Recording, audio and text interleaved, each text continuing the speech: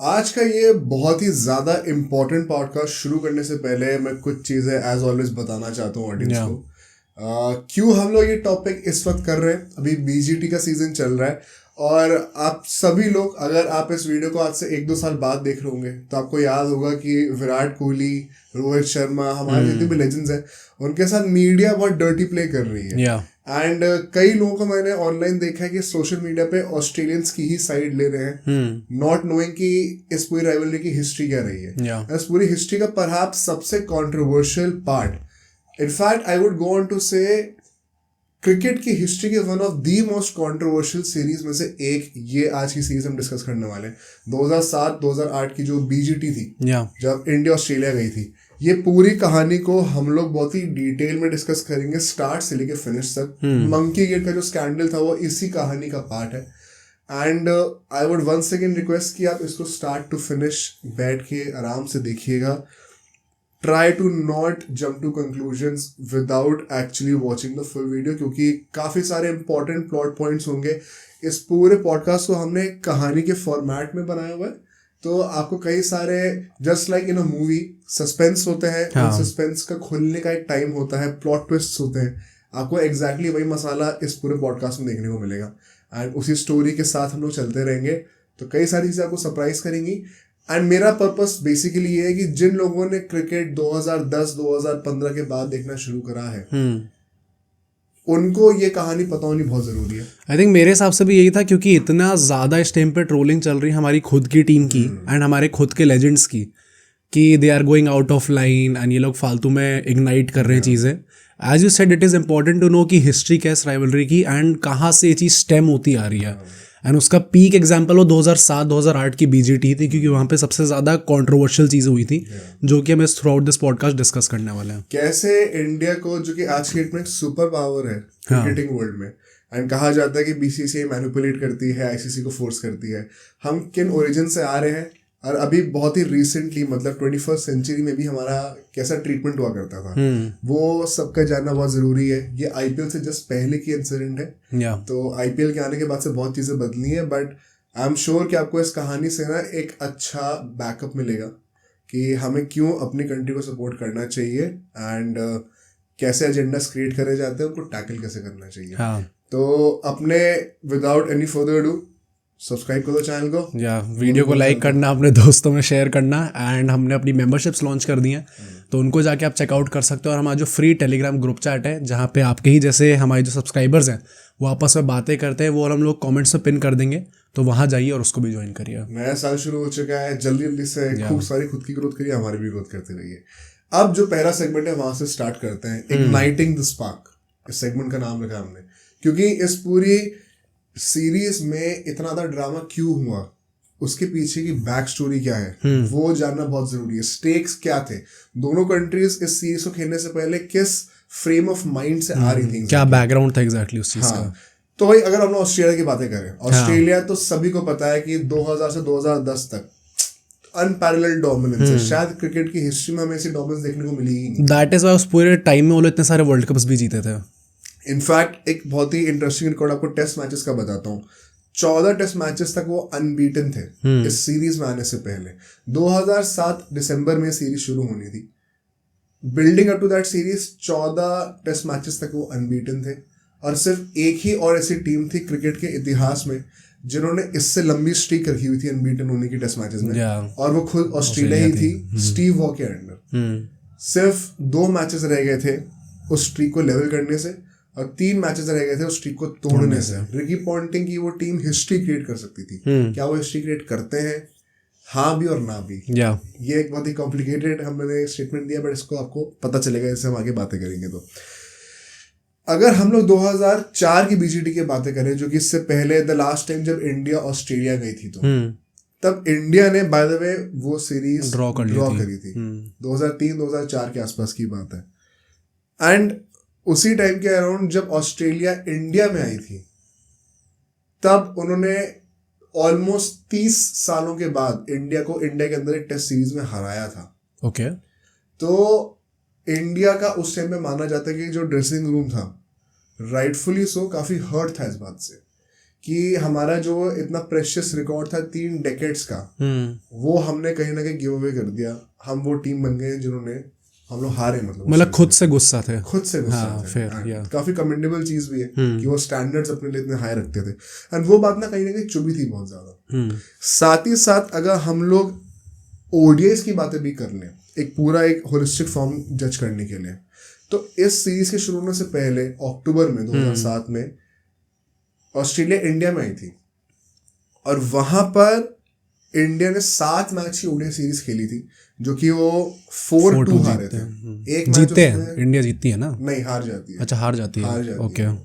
4-2 हार जाती है, एंड एक मैच जो था वो बारिश से रुक गया था, तो बारिश के चक्कर में जो है रिजल्ट आता नहीं है, एंड 4-2 मतलब 6 मैचेस का रिजल्ट आपको दिख गया था। इसके चलते हुए आप ये कह सकते हो कि recent form kind of Australia का थोड़ा सा पलड़ा भारी चल रहा था, चाहे आप उनके घर पे खेलो चाहे हमारे घर पे खेलो।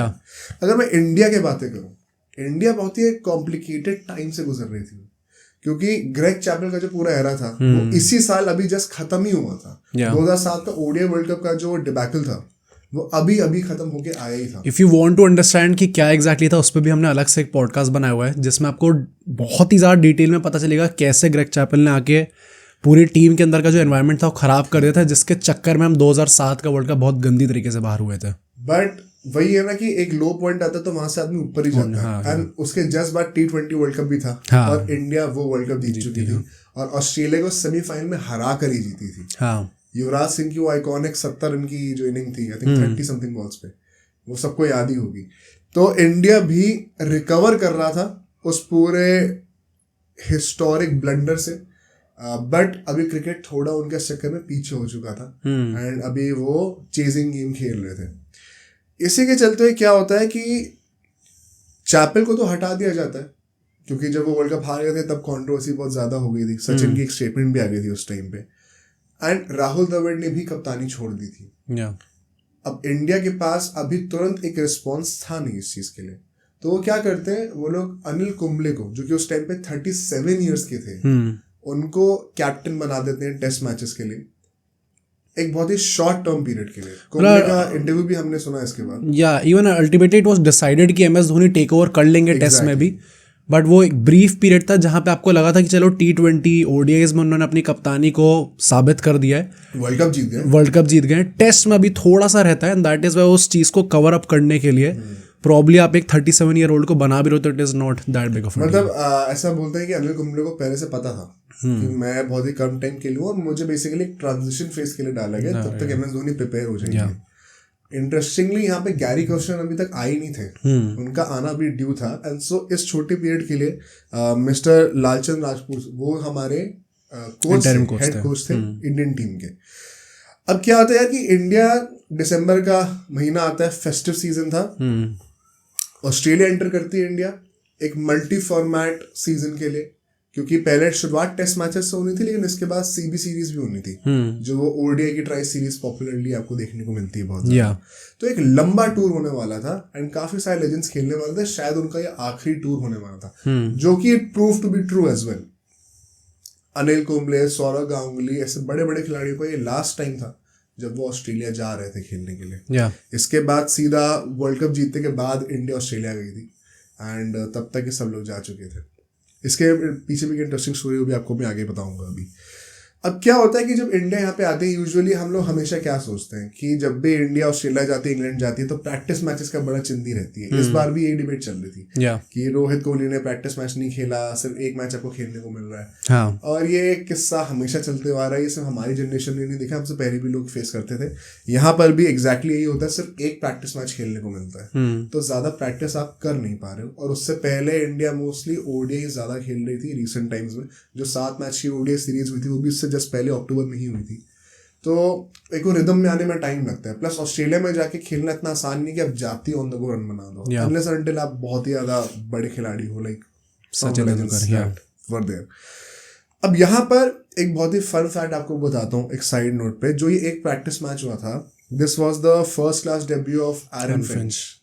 कोई लेना देना नहीं है इस कहानी से, लेकिन एक फन फैक्ट है, क्योंकि आगे जाके वो भी एक बड़े खिलाड़ी बनते हैं ऑस्ट्रेलियन टीम में, स्पेशली T20 फॉर्मेट में। तो अब यहाँ पर ना जब इंडिया एंटर करती है ऑस्ट्रेलिया, ऐसा बोला जाता है कि लिटरली आप इंडियन टीम एयरपोर्ट से उतर रही है, बाहर निकल रहे हैं दरवाजे खोलकर, सामने मीडिया ऑलरेडी वेट कर रही है, एंड जैसी प्लेयर्स निकल रहे हैं एयरपोर्ट से, एकदम बगल में खड़े होकर सब माइक थोप के सब पूछ रहे हैं अब बाउंसर्स कैसे खेलोगे। हाँ, वो पूरा उस टाइप पे नैरेटिव बना रखा था इंडिया को। एंड पता है मतलब ये चीज़ गंदी है, obviously it is not in the right spirit, but ये चीज़ है जब आप, और ये कितने सारे काउंटलेस एक्स क्रिकेटर्स ने बोली हुई है, जब आप ऑस्ट्रेलिया जाते हो मीडिया जो होती है वो उनकी 12th मैन होती है। वो हमें इस टाइम पे बीजीटी में दिखा, हमने पहले जितनी बीजीटी हुई है सब में ये चीज़ देखने को मिली है, कैसे मीडिया एक बहुत बड़ा रोल प्ले करती है कि हम लोग प्लेयर्स को कैसे अनसेटल करें। एंड सो ये क्वेश्चन बार बार पूछना और ऐसी थोड़ी अजीब वियर्ड सिचुएशंस में पूछना, जब आप अभी आप निकले हो एयरपोर्ट से, वहाँ पे आपने माइक थोप के कह दिया कि आप शॉर्ट बॉल्स कैसे फेस करोगे, तो क्लियरली एक वो माइंड गेम खेला जा रहा है आपके साथ। जैसे ही आप एंटर कर रहे हो, जैसे आप ऑस्ट्रेलिया एंटर कर रहे हो, you can feel you're in Australia. और अभी आप सोचोगे कि इस पॉइंट को मेंशन करने का मतलब क्या है, तो अभी यहाँ पे टेस्ट मैचेस की बातें कर रहे हैं, मंकी गेट स्कैंडल की बातें कर रहे हैं, बट ये चीजें ना बहुत इंपॉर्टेंट है, क्योंकि आप समझो कि टीम जैसे ही एयरपोर्ट से निकली है, जो उनका फर्स्ट पॉइंट ऑफ इंटरैक्शन है ऑस्ट्रेलिया की कंट्री के साथ, वो सीधा ये शुरू हो रहा है। तो आप एक मतलब सेकंड भी नहीं दे रहे हो सांस लेने का, आप तुरंत वो प्रेशर क्रिएट कर रहे हो। कुछ सही गलत की बात नहीं मैं कर रहा हूँ, बस मैं आपको बता रहा हूँ कि ऐसे माहौल क्रिएट करा जाता है जब आप कहीं जाते हैं। तो इंडियन मीडिया ये नहीं करती किसी भी फॉरेन टीम के साथ। Once again I don't think इसमें कुछ सही और गलत है, अलग अलग तरीके हैं, मैं बस आपको उनका तरीका बता रहा हूँ। तो इस तरीके से इंडिया जब एंटर करती है तो एक माहौल क्रिएट करा जाता है कि ऑस्ट्रेलिया वो टीम है जो कि अपनी पीक पर चल रही है, वर्ल्ड कप विनिंग टीम रही है, पिछले 2-3 वर्ल्ड कप लगातार जीतते हुए आ ही जा रहे हैं, टेस्ट मैचेस में अनबीटन स्ट्रीक चल रही है, T20 का तो उस टाइम पे इतनी इज्जत थी नहीं, एक साल ही हुआ था मतलब वर्ल्ड कप खेलते हुए, अभी तो क्या ही बोलोगे आप। एंड इंडिया काइंड ऑफ उस टाइम पे, क्योंकि वो ग्रेग चैपल कह रहा था, तो एक अंडरडॉग की तरह गई थी, ऑल्दो काफी बड़े लेजेंड्स थे, सौरव गांगुली, अनिल कुंबले, राहुल द्रविड़, सचिन तेंदुलकर, वीरेंद्र सहवाग, अब नाम लो मतलब नाम कम पड़ेंगे उस टाइम पे। युवराज सिंह वर्ल्ड कप जिताकर उस टाइम पे टेस्ट सीरीज खेलने आ रहे थे, तो जहीर खान थे, तो इतने बड़े बड़े खिलाड़ी थे, लेकिन फिर भी एक एयर वैसी बनाई गई थी कि ऑस्ट्रेलियंस इनको बुला रहे अपने घर पे और इनका शिकार करा जाएगा। ऐसी कई सारी हेडलाइंस भी थी उस टाइम पर। इवन उस टाइम पे जो उनकी पेस बैटरी हुआ करती थी, जो कि ब्रेटली, जॉनसन, क्लार्क, टेट सब थे, उनको बहुत ज्यादा हाइप करा जा रहा था कि ये लोग तो तोड़नी आए हैं भाई साहब इंडिया को, क्योंकि उस टाइम पे वो भी था ना कि एक्सप्रेस पेस। शॉन टेट का एक बहुत ही इंटरेस्टिंग मोमेंट आएगा आगे जाके, इस पूरे सीरीज में हम लोग बात करेंगे तीसरे टेस्ट मैच में। बट ब्रेटली से तो सभी जानते हैं, मिचेल जॉनसन उस टाइम पे एक यंगस्टर थे, बट पेस में कोई कमी नहीं थी। क्लार्क, स्टुअर्ट क्लार्क की हम बात कर रहे हैं, कई लोगों को पता नहीं होगा, but he was a popular name back then also. तो लोग अब माइकल क्लार्क को जानते हैं, तो उनका भी बहुत इंटरेस्टिंग बताया जाएगा। बट ये जो पेस बैटरी थी ना, ऑफ कोर्स इंडिया ना उस टाइम पर, जैसे अब इंडिया बोस्ट कर सकती है कि हमारे बुमराह है, उमेश यादव थे, मोहम्मद शमी है, मोहम्मद सिराज है, मतलब इतने सारे फास्ट बॉलर्स, वरुण आरन थे एक टाइम पे, जो कि फॉरगेट क्वालिटी ऑफ की एक्यूरेसी हो रही कि नहीं हो रही, बट तेज फेंक सकते हैं। वो लग्जरी इंडिया के पास आ गई है। उस टाइम पे वो चीज बन रही थी। उस टाइम पे ये सारे लड़के यंगस्टर्स थे जो कि आने वाले थे। उनमें से एक यंगस्टर मिस्टर ईशांत शर्मा भी थे, उनका भी एक बहुत रोल आएगा इस सीरीज में होगा। वो इस सीरीज में ही अपना जो एक अनाउंस जो करते हैं ना अपने आपको बिग स्टेज पे आने का, वो इसी सीरीज में होता है वो। तो इसके साथ इंडिया उतरती है ऑस्ट्रेलिया की इस जमीन पर, और अब यहाँ से हम लोग डिस्कस करना शुरू करते हैं कि जो 4 टेस्ट मैच हैं, ओवर दीज 4 टेस्ट मैचेस कैसे कंट्रोवर्सीज क्रिएट होती हैं, कैसे मंकी गेट स्कैंडल आते हैं इन सबके बीच में, और कैसे आपको बॉर्डर लाइन लगेगा कि एक कॉन्स्पिरेसी क्रिएट करी जा रही है इंडिया को बदनाम करने के लिए। और अब यहाँ से ना हम लोग बात करते हैं उस पहले टेस्ट मैच की, और ये टेस्ट मैच होना था 26 दिसंबर को, बॉक्सिंग डे टेस्ट मैच जो हम कहते हैं, जो कि अभी हम हार के आए हैं ऑस्ट्रेलिया से। ये पहला टेस्ट मैच होना था, और आप एक इम्पॉर्टेंट चीज टेक्निकली आपको पॉइंट आउट करूंगा, नोटिस करना, ये टेस्ट मैचेस कहाँ हो रहे हैं और किस दिन पे हो रहे हैं, इसकी एक सिग्निफिकेंस है। और जैसे जैसे हम लोग इस टेस्ट सीरीज में आगे बढ़ेंगे, आपको समझ में आएगा ऑस्ट्रेलियन कल्चर क्या होता है। बहुत ही इंटरेस्टिंग पॉइंट है। जो लोग क्रिकेट को एक्चुअली पसंद करते हैं, आपको ये छोटी सी इनसाइट सुनने में मजा भी आएगा। पहला टेस्ट मैच बॉक्सिंग डे पे रखा क्यों जाता है? अभी आजकल आप देख रहे हो तो अब जमाना बदल गया है। अब यूजुअली बॉक्सिंग डे का जो टेस्ट मैच होता है वो तीसरा या चौथा टेस्ट मैच होता है, मोस्ट लाइकली तीसरा टेस्ट मैच होता है। उस टाइम पे स्टार्ट ही बॉक्सिंग डे से करा गया था। अब क्यों ऐसा नहीं होता है? क्योंकि अब ऑस्ट्रेलियन टीम ज्यादा स्मार्ट हो गई है। अब क्या होता है, बॉक्सिंग डे से आने से पहले ही 2-3 ऐसे वेन्यूज पे मैच होता है जहाँ पे जीतना मुश्किल है। पर्थ वगैरह पे मैच आप पहले ही करा देते हो, ताकि जब तक एमसीजी और एससीजी पे पहुंचे, मेलबर्न और सिडनी में पहुंचे, जो कि बैटिंग को ज्यादा फेवर करती हैं, तब तक टीम ऑलरेडी 1-2 मैचेस हार चुकी है और जीतने का कोई पॉसिबिलिटी नहीं है। हाँ, बैटिंग में जहाँ भी आप बैटिंग पे जाते हो, टेस्ट मैचेस में वहाँ पर ड्रॉ के बहुत ज़्यादा चांसेस होते हैं। तो होता है कि आप इससे पहले ही 3 मैचेस में या तो 2-1 कर लो या 3-0 कर लो, ताकि by the time last 2 test matches come, अगर वो हार जाते हैं बाई चांस या फिर चलो ड्रॉ भी हो जाता है तो भी सीरीज हम ही जीते हैं। मॉरली कोई वही माइटी नहीं रहेगा उनमें जीतने का। वैसे हाँ। जब आप गैबा में हार चुके, जब पर्थ में हार चुके हो, तो आदमी टूट चुका होता है। तो ऑस्ट्रेलियन टीम अब इस बात को समझने लग गई, इसलिए बड़ा स्मार्टली अब वो जानबूझ के बॉक्सिंग डे टेस्ट मैच से पहले ही 1-2 डिफिकल्ट वेन्यूज में मैचेस करा देते हैं। वो तो इंडिया की ग्रेटनेस है कि हम लोग फिर भी पिछले 2 बार से बीजीटी डिफेंड करते हुए आए हैं। हाँ। पर उस टाइम पे अभी तक ये फ्लेवर आया नहीं था। तो वो लोग क्या करते हैं, पहला टेस्ट मैच बॉक्सिंग डे पर ही रखते हैं, और ये test match if I am not wrong MCG में होता है। क्यों होता है एमसीजी में भी? 1 सेकेंड, इसके पीछे की भी एक स्टोरी है। बॉक्सिंग डे टेस्ट मैच का सिग्निफिकेंस क्या है ऑस्ट्रेलिया में? क्रिसमस होता है 25 दिसंबर को, और अगला दिन यूजुअली लोग छुट्टी मनाते हैं। हाँ। वो न्यू ईयर का पूरा हफ्ता में छुट्टी चल रही होती है। बॉक्सिंग डे का मतलब क्या होता है? क्रिसमस के दिन सांता क्लॉस आएगा, प्रेजेंट्स रखेगा क्रिसमस ट्री के नीचे, और अगले दिन जब आप सो के उठोगे तो आप उन बॉक्सेस को, गिफ्ट्स को खोलोगे। तो इसलिए उसको बॉक्सिंग डे कहा जाता है। ऑल्दो मुझे कभी समझ में नहीं आया कि ये अनबॉक्सिंग डे क्यों नहीं होता, बॉक्सिंग डे क्यों रखा जाता है स्पेशली नाम इसका। चलो, जो कल्चर है वो कल्चर है। एंड सो इस चीज को सेलिब्रेट करने के लिए, क्योंकि सबकी छुट्टी होती है, आप चाहोगे कि आप एक ऐसे स्टेडियम में टेस्ट मैच कराओ जिसमें बड़ी सी बड़ी क्राउड आ सके। तो मेलबर्न से बड़ी क्राउड तो कहाँ ही आ सकती है ऑस्ट्रेलिया में, सबसे बड़ी कैपेसिटी उसकी है। इसलिए एमसीजी में यूजुअली बॉक्सिंग डे का टेस्ट मैच प्रेफरेबली कराया जाता है। यहाँ पर भी वही होता है, ऑस्ट्रेलिया टॉस जीतती है और बैटिंग करती है। सौरव गांगुली का ये इंसिडेंटली 100th टेस्ट मैच था, तो बहुत ही बड़ा एक माइलस्टोन था, एक बहुत ही बड़े लेजेंड का हमारे इंडियन क्रिकेट टीम में। अब यहाँ पर एक बहुत इंटरेस्टिंग साइड ये भी है कि इस पूरी सीरीज में ऑस्ट्रेलियन क्राउड ये मान के चल रही थी कि सचिन तेंदुलकर का ये लास्ट टाइम होने वाला है जब वो ऑस्ट्रेलिया में आ रहे हैं। अल्टीमेटली होता नहीं ऐसा, बट वही है कि एज हो चुकी है। उसके बाद bye the time the next tour comes, उसके बाद आपकी क्या एज होगी, क्या आप उस लेवल पे खेल रहे होगे, कि आप टीम के अंदर होगे नहीं होगे, जो कि मतलब वी सॉर्ट ऑफ एक्सपेक्टेड कि विराट कोहली के साथ इस बार होगा, क्योंकि अगली सीरीज में आना बहुत डिफिकल्ट होगा, बट वो उतना अच्छा पैन आउट नहीं कर पाया उनके लिए। तो सबको लग रहा था कि ये सचिन का लास्ट टाइम होने वाला जब वो ऑस्ट्रेलिया आएंगे। एंड सो ये चारों टेस्ट मैच में सचिन जब भी बैटिंग करने के लिए उतरते थे तो ऑस्ट्रेलियन क्राउड पूरी उनको स्टैंडिंग ओवेशन दिया करती थी। बहुत ही रेयर फीट है, once again you don't see this for a lot of players, but Australian crowd को भी शौक लगा जब सचिन दोबारा 2011 में भी आए, 2011-12 में जब टाइम था वर्ल्ड कप जीतने के बाद। वो सचिन की लॉन्जेविटी है, बट अज्यूमिंग कि इस टाइम उनका आखिरी बार होने वाला था, काफी अच्छा ट्रीटमेंट उनको दिया गया था। एंड ऑस्ट्रेलियन क्राउड की देखो, हम लोग देखो अभी क्रिटिसाइज करेंगे लेकिन तारीफ करना ही बनता है, लेजेंड को रिस्पेक्ट कर रहे थे। मुझे वैसे भी लगता है Australian crowd actually sporting culture के लिए बहुत प्रमोट करती है उस चीज़ को, एंड काफ़ी अच्छे से एक्नॉलेज करती है उस चीज़ को। तो अगर कोई बंदा उनके अगेंस्ट अच्छा भी खेलता है ना, तो बहुत ज़्यादा सोल लूजर जैसे एक्ट नहीं करती है उनकी, जो एटलीस्ट जो क्राउड है, टीम अलग है, क्राउड अलग है, तो मुझे लगता है वो सही है। एक और बहुत ही इंटरेस्टिंग स्टेटमेंट निकला था इस सीरीज के शुरू होने से पहले। रिकी पॉन्टिंग ना बहुत ही अच्छे फॉर्म में चल नहीं रहे थे, क्योंकि अभी हमने सचिन की बातें करी, सचिन का तो वही मतलब था ही, चल रहा है golden period, although world cup थोड़ा सा एक वो टफ मोमेंट था, बट रिकी पॉन्टिंग का इतना अच्छा फॉर्म नहीं चल रहा था। एंड सो हरभजन सिंह से पूछा गया था इस सीरीज के दौरान कि आपको क्या लगता है रिकी पॉन्टिंग का पुअर फॉर्म के बारे में उनका क्या कहना है। एंड हरभजन सिंह कहते हैं आई डोंट नो कि वो अच्छे फॉर्म में है बुरे फॉर्म में, क्योंकि उन्हें इतनी लंबी बैटिंग ही नहीं करी, मैं जज कर पाऊँ। अब वो शायद इनोसेंस से बोल रहे होंगे, लेकिन ऐसा लगा कि एक डिग ले रहे हैं उनके। एंड वहां से ही ना वो थोड़ी सी राइवलरी और हीटेड एक्सचेंज शुरू हो चुके थे। एंड हरभजन सिंह ने चीज बोली तो वो स्पॉटलाइट में थोड़ा आ गए थे।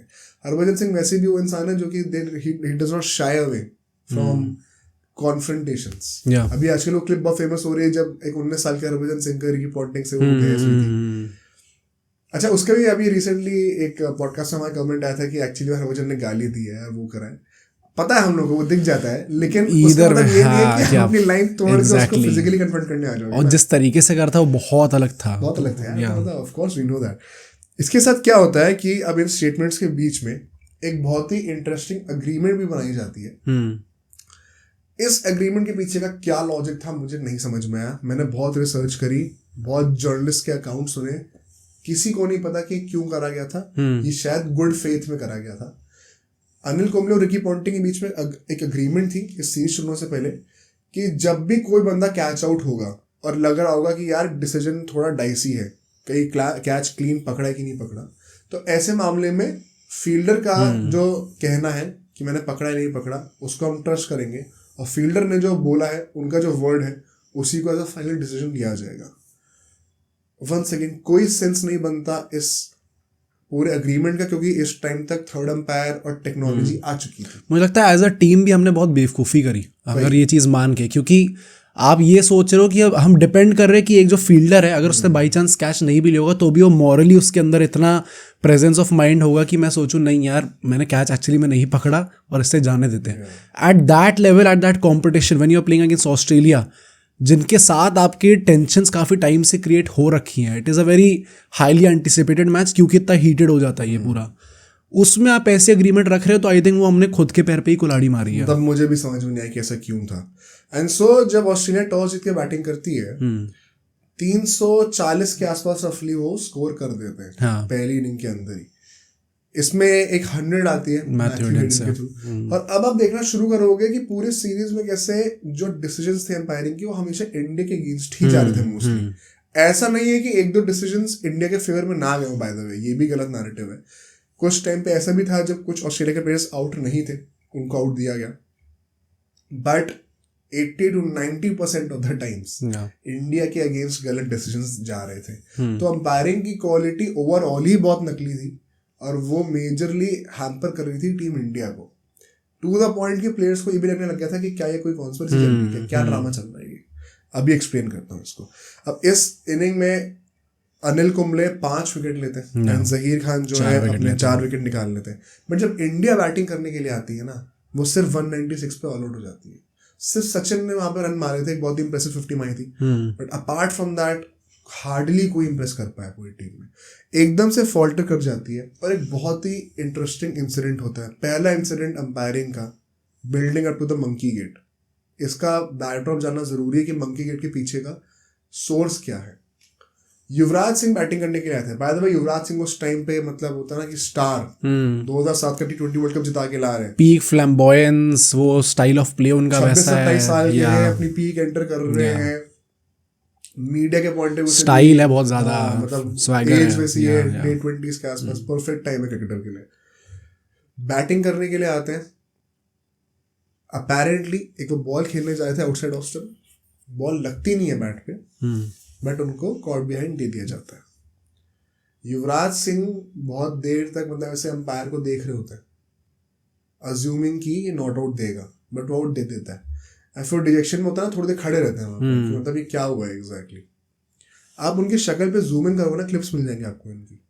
तो ऐसा नहीं था कि मतलब वो कोई गाली दे रहा है कि मुंह तोड़ दूंगा अंपायर का, क्यों हुआ है, ऐसा एटीट्यूड नहीं था। एक शॉक का एटीट्यूड था। एक्सप्रेशंस को देखना बहुत जरूरी है। एंड उसके बाद फिर वो स्लोली वॉक ऑफ करना शुरू करते हैं। और फिर जब वो बाउंड्री तक पहुंचते हैं तो बाउंड्री से निकलते निकलते होता है ना कि ऐसे मतलब बैट को थोड़ा सा झटकाते हैं फ्रस्ट्रेशन में। बट वन सेकेंड, एक होता है कि आप गाली दे देते गुस्से में बैट को झटका के कोई चीज पटक के फेंक रहे हो और फिर गुस्से में जाके बैठ रहे हो। One second notice, Yuvraj Singh ऐसे ही मतलब जैसे वो बाउंड्री लाइन तक पहुंच गए थे, फिर वो दौड़ के अंदर गए पवेलियन पे और दौड़ते दौड़ते एक बार ऐसे करके चले गए थे। कुछ बहुत ज्यादा गुस्सा नहीं दिखा था उस चीज से। बट अगले दिन, जिस दिन युवराज सिंह आउट होते उसके अगले दिन टेस्ट मैच से पहले अनिल कुंबले को देखा जाता है कि वो पिच पे खड़े हुए सुबह मैच शुरू होने से पहले, और मैच रेफरी जो थे मिस्टर प्रॉक्टर, वो उनसे बात कर रहे होते हैं कि आज मैच के बाद मैं आपके जो प्लेयर है युवराज सिंह, उनसे बात करूंगा, उन्होंने कोड ऑफ कंडक्ट को ब्रीच करा, ये चीज़ अलाउड नहीं है करना। भाई क्या बेवकूफ़ी की बातें हैं। मतलब एक प्लेयर आउट हो चुका, उसके बाद जा रहा है और उसने फील्ड के बाहर ये चीज़ करी है, ऊपर जाते जाते उसके ऊपर आप कोड ऑफ कंडक्ट लगा रहे हो। मतलब क्या बेसलेस चीज़ें हैं भाई ये। तभी मुझे एट टाइम्स लगता है कि अब तो चलो इतना ज़्यादा नहीं है, आजकल तो विराट कोहली जाते जाते उस पर जो रोप होती है बाउंड्री वाली, उस पर ही मार देता है कई बार बैट। युवराज सिंह भी वो रोप, बाउंड्री रोप पर ही काइंड ऑफ प्रोसेस करके गए थे। अच्छा, मतलब जो भी है भाई, this is not breach of conduct, कुछ फालतू चीज़ें नहीं करी उन्होंने। नहीं, मैं कह रहा हूँ अगर है भी तो अभी मैं और इंसिडेंट बताऊंगा जब और ऑस्ट्रेलिया ज्यादा होगा, हाँ, तब आपको देखने को नहीं मिलेगा, क्योंकि उसी इनिंग में एक डिसीजन ऐसा होता है जब अनिल कुंबले बैटिंग कर रहे होते हैं एंड ब्रेटली बॉलिंग कर रहे थे, आउट होने की अपील होती है, नॉट आउट दिया जाता है। ब्रेटली जो है पिच के बीच में ऐसे अपने घुटनों पे हाथ रख के और फिर अपने ऐसे सर को मलने लग जाते हैं डिसेंट में, सर शेक कर रहे हैं, अंपायर के डिसीजन पे डिसेंट दिखा रहे हैं। युवराज सिंह को कोड ऑफ कॉन्डक्ट ब्रीच करने का रीजन ये दिया गया था कि आप अंपायर के डिसीजन पे डिसेंट नहीं दिखा। अच्छा, ओके। और उस टाइम पे स्टार स्पोर्ट्स इंडिया में ब्रॉडकास्ट कर रहा था और उन्होंने उस टाइम पे बड़ा स्मार्टली युवराज सिंह का वो इंसिडेंट दिखाया और ब्रेटली का वो इंसिडेंट अगल बगल में दिखाया और फिर कह रहे हैं आप खुद ये बता दो ज़्यादा डिसेंट कौन कर रहा है। पिच के बीच में खड़े होकर कोई अपना जो है सर पीट रहा है एंड एक बंदा अंपायर के मुंह के सामने कर रहा है वो चीज़ है। एंड इंटरेस्टिंग उसके बाद क्या होता है, अंपायर ने नॉट आउट दिया था, एकदम से अपने डिसीजन बदलते हैं और फील्डर से पूछते हैं कि आपने कैच क्लीन पकड़ा है, अनिल कुंबले आउट है। अनिल कुंबले अपना शक्ल ऐसे करते करते जाते हैं, पहले नॉट आउट दिया, फिर डिसेंट हुआ, उसके बाद अंपायर फील्डर से पूछा, उसके बाद आउट दे दिया। चुप खड़े होते बहुत देर तक, ब्रेटली अपना सर मरने लग गए। उसके बाद फील्डर से पूछा, उन्होंने कहा कि कैच क्लीन पकड़ा है, आउट, निकलो। शेम भाई। अनिल कुंबले कप्तान थे उस टाइम पे, बहुत डिजेक्टेड होकर फील्ड से बाहर गए हैं। आई थिंक इसमें प्रॉब्लम भी यही थी ना कि स्टार स्पोर्ट्स ये जो चीज़ें कर रहा था वो इंडिया में दिखा रहा था, वही बताना होता एंड इंडिया के लोगों को क्लियरली चीज़ फिर पता चल रही थी। द प्रॉब्लम है जो ट्रैवलिंग मीडिया वहाँ पे गई हुई थी जो कि इस सब चीज़ों को एक्सपोज कर सकती है, वो वहाँ से स्टार स्पोर्ट्स तो देखेगी नहीं, वो चैनल 9 जो बेसिकली कवर कर रहे थे इन सबको, उनको देखती थी। ब्रॉडकास्टिंग चैनल 9 कर रहा था और वो ये सब चीज़ जानबूझ के छुपा रहा था भाई। उन्होंने चीज़ें दिखाई नहीं। या आप देख रहे हो कितना स्मार्टली मीडिया का कितना बड़ा रोल होता है। तभी आपको एंड में ऐसा लगता है ना कभी कभी कि इसको एंड में ही बात कर सकते हैं, बट मतलब ये क्या है भाई, ये चीज़ आपने ऑलरेडी प्लान कर रखी है क्या कि हम नहीं दिखाएंगे इन सब चीज़ों को, तो फिर वो एक कॉन्स्पिरेसी वाला एलिमेंट आ ही जाता है इन सब चीज़ों में। फिर ऑस्ट्रेलिया जो है दोबारा बैटिंग करती है, इंडिया तो जल्दी आउट हो गई थी एंड अल्टीमेटली अच्छी बैटिंग करती है, 499 का टारगेट दे देती है। इम्पॉसिबल ही है, मतलब 500 रन कौन ही चेस कर पाता चौथी इनिंग में, और इंडिया इसीलिए 337 रन से पहला टेस्ट मैच हार जाती है। एक ह्यूमिलिएटिंग लॉस आप कहोगे। दोनों ही इनिंग में इंडिया 200 रन नहीं बना पाती, बहुत ही बुरा कोलैप्स हुआ था बैटिंग का। अब इसके चलते हुए ऑस्ट्रेलिया 15 टेस्ट मैच की स्ट्रीक बना चुका था और सिर्फ एक टेस्ट मैच रह गया था वो हिस्टोरिक फीट इक्वल करने के लिए। इंडिया जो कि थोड़ी होप्स के साथ आया था, अब एकदम से लग रहा था कि ये तो ह्यूमिलिएशन होने वाला पूरी चीज में, मेंटली बहुत ज्यादा आपको हिट मिलता है इन चीजों से, प्लस मीडिया तो बैठी है मतलब आपको चीरने के लिए वहां पर, तो नैरेटिव शुरू हो जाता है। बट साल का खत्म होना था, एंड होना था, 26 दिसंबर को टेस्ट मैच शुरू हुआ था, न्यू ईयर आ रहा था, 1 जनवरी आ रहा था। अब नेक्स्ट टेस्ट मैच में चलते हैं, नेक्स्ट सेगमेंट पे। सेगमेंट का नाम है न्यू ईयर हॉरर, क्योंकि सिडनी में था ये मैच। अब आप ये भी नोटिस करना, अभी भी जो लास्ट टेस्ट मैच है न्यू ईयर का, शुरू हो गया न्यू ईयर सिडनी में हो रहा है। क्यों हो रहा है? क्योंकि ऑस्ट्रेलिया में जो सबसे पॉपुलर इमेज होती है, जो कि आप देखते हो कि वो ऐसे 3 सेमी सर्कल जैसे टाइप के बने होते हैं, I don't know the name of that thing, please इसको बताना। बेसिकली वो वहाँ का हब है, सिडनी वहाँ का हब है न्यू ईयर सेलिब्रेशंस के लिए, एंड सो टीम्स जो है ट्रैवल करती हैं सिडनी में और वहाँ पे न्यू ईयर बनाती हैं और फिर वहीं पे टेस्ट मैच खेला जाता है। तो ये पूरा ट्रेडिशन है। इवन इस बार न्यू ईयर पे यही हुआ, अभी कितनी सारी फोटोज आई हैं जिसमें विराट कोहली, अनुष्का शर्मा सब वहाँ पे जा रहे थे। अभी तो वही ना, बॉक्सिंग डे पे हमेशा मेलबर्न में होगा और उसके बाद हमेशा सिडनी में होगा। ये ट्रेडिशन है ऑस्ट्रेलिया का, इसलिए आपको समझना जरूरी है कि ये फिक्सचर्स किस तरीके से बनाए जाते हैं। अब ये दोनों फिक्सचर्स हमेशा सेम रहते हैं, यूजुअली पहले इसके बाद कर दिए जाते थे टेस्ट मैचेस। अब ऑस्ट्रेलिया और स्मार्ट हो गई तो पहली वो 2 टेस्ट मैच और पहले कर देती है ताकि तब तक टीम ऑलरेडी हार चुकी हो नया साल आते तक। ये इसके पीछे की इंटरेस्टिंग इनसाइट थी। क्या होता है भाई, सिडनी में था, एज ऑलवेज जो रिचुअल होता है कि अगला टेस्ट मैच सिडनी में ही होगा। और यहाँ पर पहले मैच में ना मार्क बेंसन एक अंपायर थे, ब्लंडर्स करें, पर उनके साथ बिली बाउडन थे जो कि इतने कंट्रोवर्शियल नहीं रहे। इनफैक्ट कई लोगों के फेमस अंपायर रहे हैं वो, जो कि ऐसे करके आउट देते थे जिनको याद ना हो तो। अब वो इस टेस्ट मैच में नहीं थे, उनके जगह पे आते हैं द लेजेंडरी स्टीव बकनर। देखो नहीं, आई थिंक आप सबको पता है कौन है भाई, अगर आपको नहीं पता तो आप क्या करोगे। तो स्टीव बकनर इस मैच में आते हैं और मार्क बेंसन और स्टीव बकनर की जो जोड़ी थी अंपायरिंग की, वो इस टेस्ट मैच में गुल खिलाती है। यही वो टेस्ट मैच होने वाला है जहाँ पे मंकी गेट का स्कैंडल होता है। रिमेंबर, इससे पहले बिल्डअप में 2-3 बहुत ही हॉरिफिक डिसीजंस इंडिया के अगेंस्ट दिए जा चुके हैं और उसके लिए इंडिया को कोड ऑफ कॉन्डक्ट ब्रीच करने के लिए भी प्लेयर्स को रिप्रीमांड करा गया है, जबकि सेम हरकत के लिए ऑस्ट्रेलियंस को कुछ नहीं कहा है। तो बिल्डअप हो रहा है और इसके चलते हुए इंडियन टीम थोड़ी सी इरिटेटेड है इस वक्त। ये एक बहुत बड़ा रीजन है वो टेंशन राइज करने में दोनों टीम्स के बीच में। अब यहाँ पर जब ये मैच शुरू होता है, जहीर खान इंजर्ड हो गए थे और वो खेल नहीं पाते इसके बाद पूरे टूर में, तो एक इंडिया को बहुत बड़ा जोल्ट लग गया था।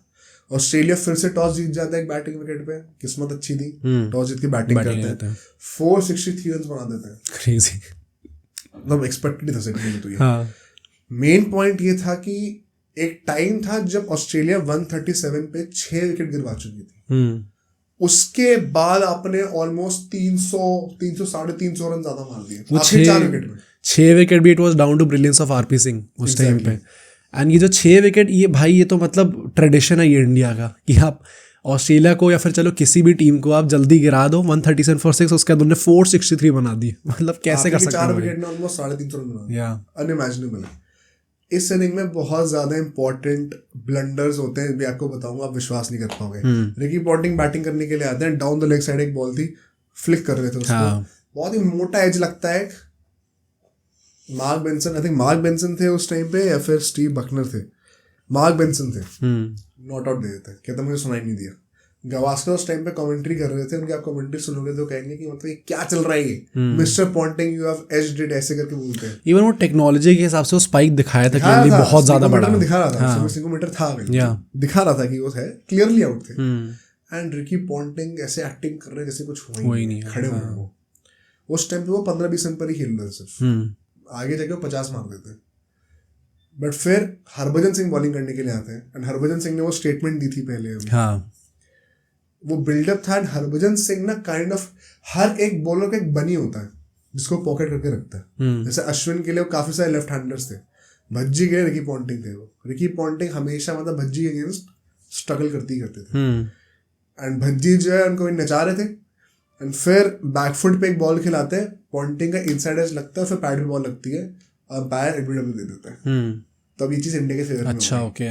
बट पॉइंट वही था कि तब तक वो 50 क्रॉस कर चुके थे, मोमेंटम बहुत अलग था। और उस टाइम पे रिकी पॉन्टिंग का नाटक शुरू, गुस्सा क्या हुआ है, कैसे हुआ है, और वो गुस्से में जाते हैं, बाउंड्री रोप तक पहुंचते हैं, बाउंड्री रोप पे बैट मारते हैं और फिर पवेलियन जाते हैं, सेम एज युवराज सिंह। और स्टार स्पोर्ट्स पर युवराज सिंह और रिकी पॉन्टिंग को सेम ऐसे पैरेलल करके दिखाता है, एग्जैक्ट सेम चीज हुई है। दोनों पहले कुछ टाइम तक पिच पे खड़े हुए थे, समझ में नहीं आया क्या हुआ, अंपायर ने से डिसीजन क्यों दिया, फिर जाते जाते रोप पर बैट मारा और निकल गए। युवराज सिंह को मैच रेफरी ने स्पेसिफिकली बुला के रिप्रीमांड करा था, रिकी पॉन्टिंग के साथ कुछ नहीं, नो एक्शन। एग्जैक्ट सेम चीज हुई थी, आप जाके वीडियो देख सकते हो, पैरेलली दिखाएंगे आपको।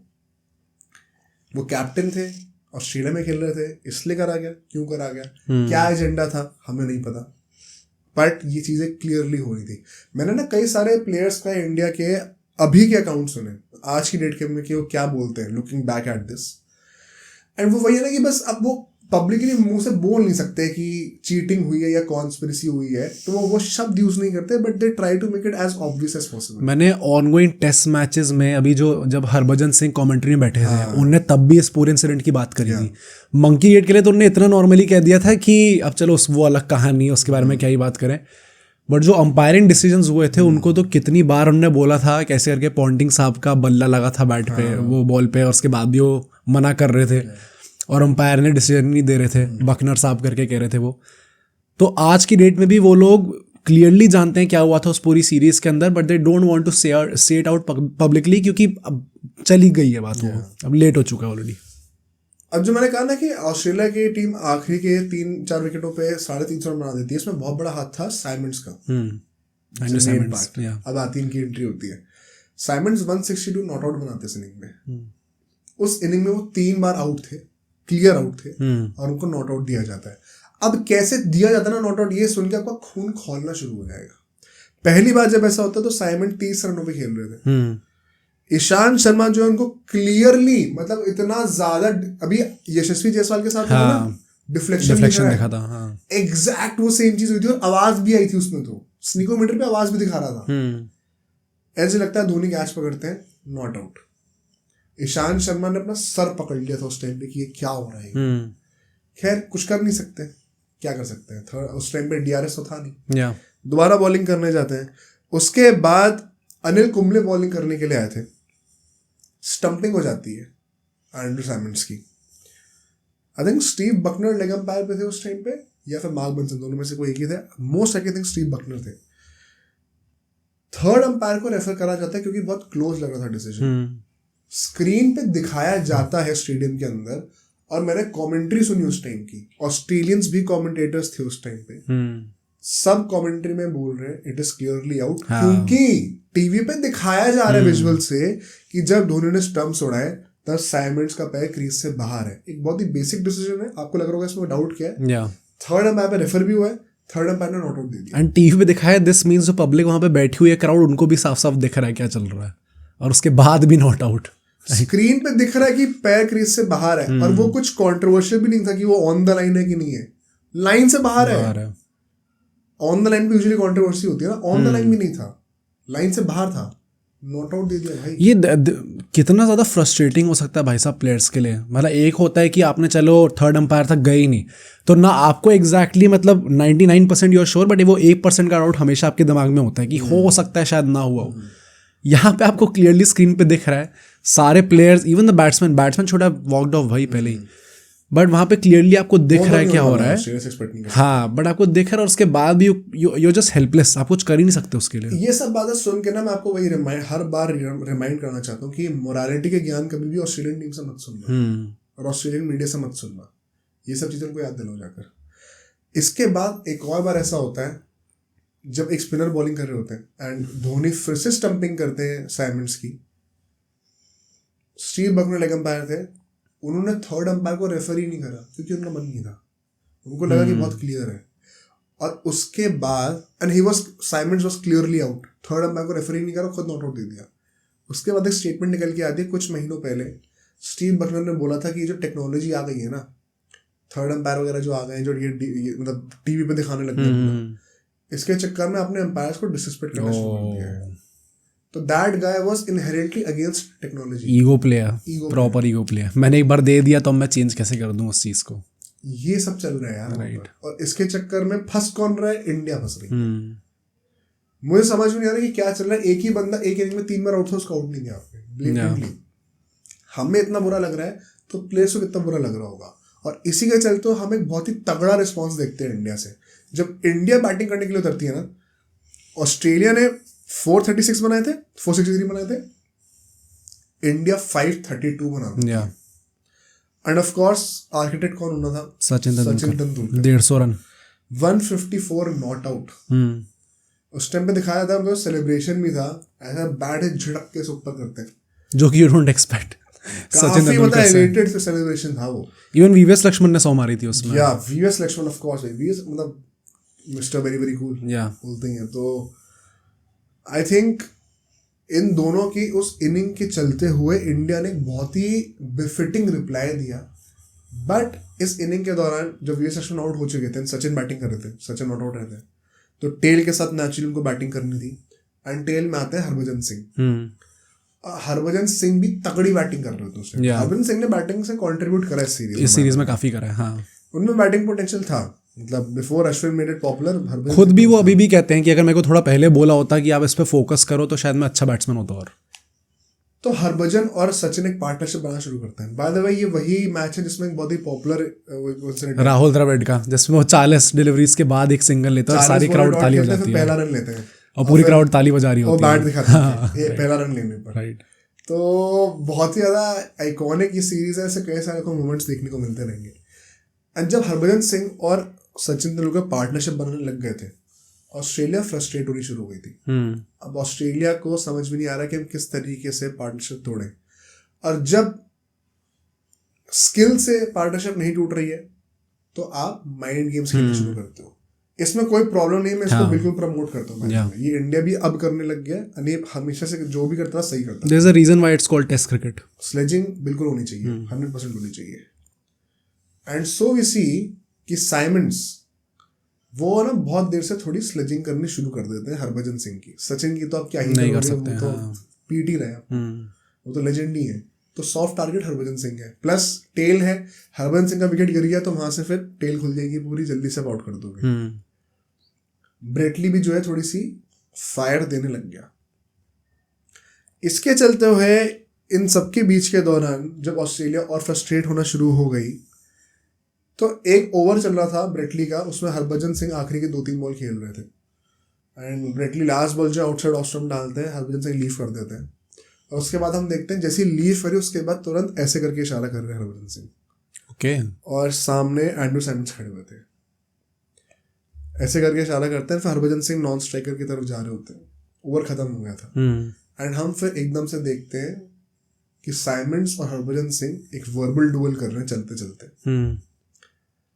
एंड उसके बाद एकदम से सचिन बीच में आ जाते हैं और उस चीज को एकदम ही डिफ्यूज कर देते हैं।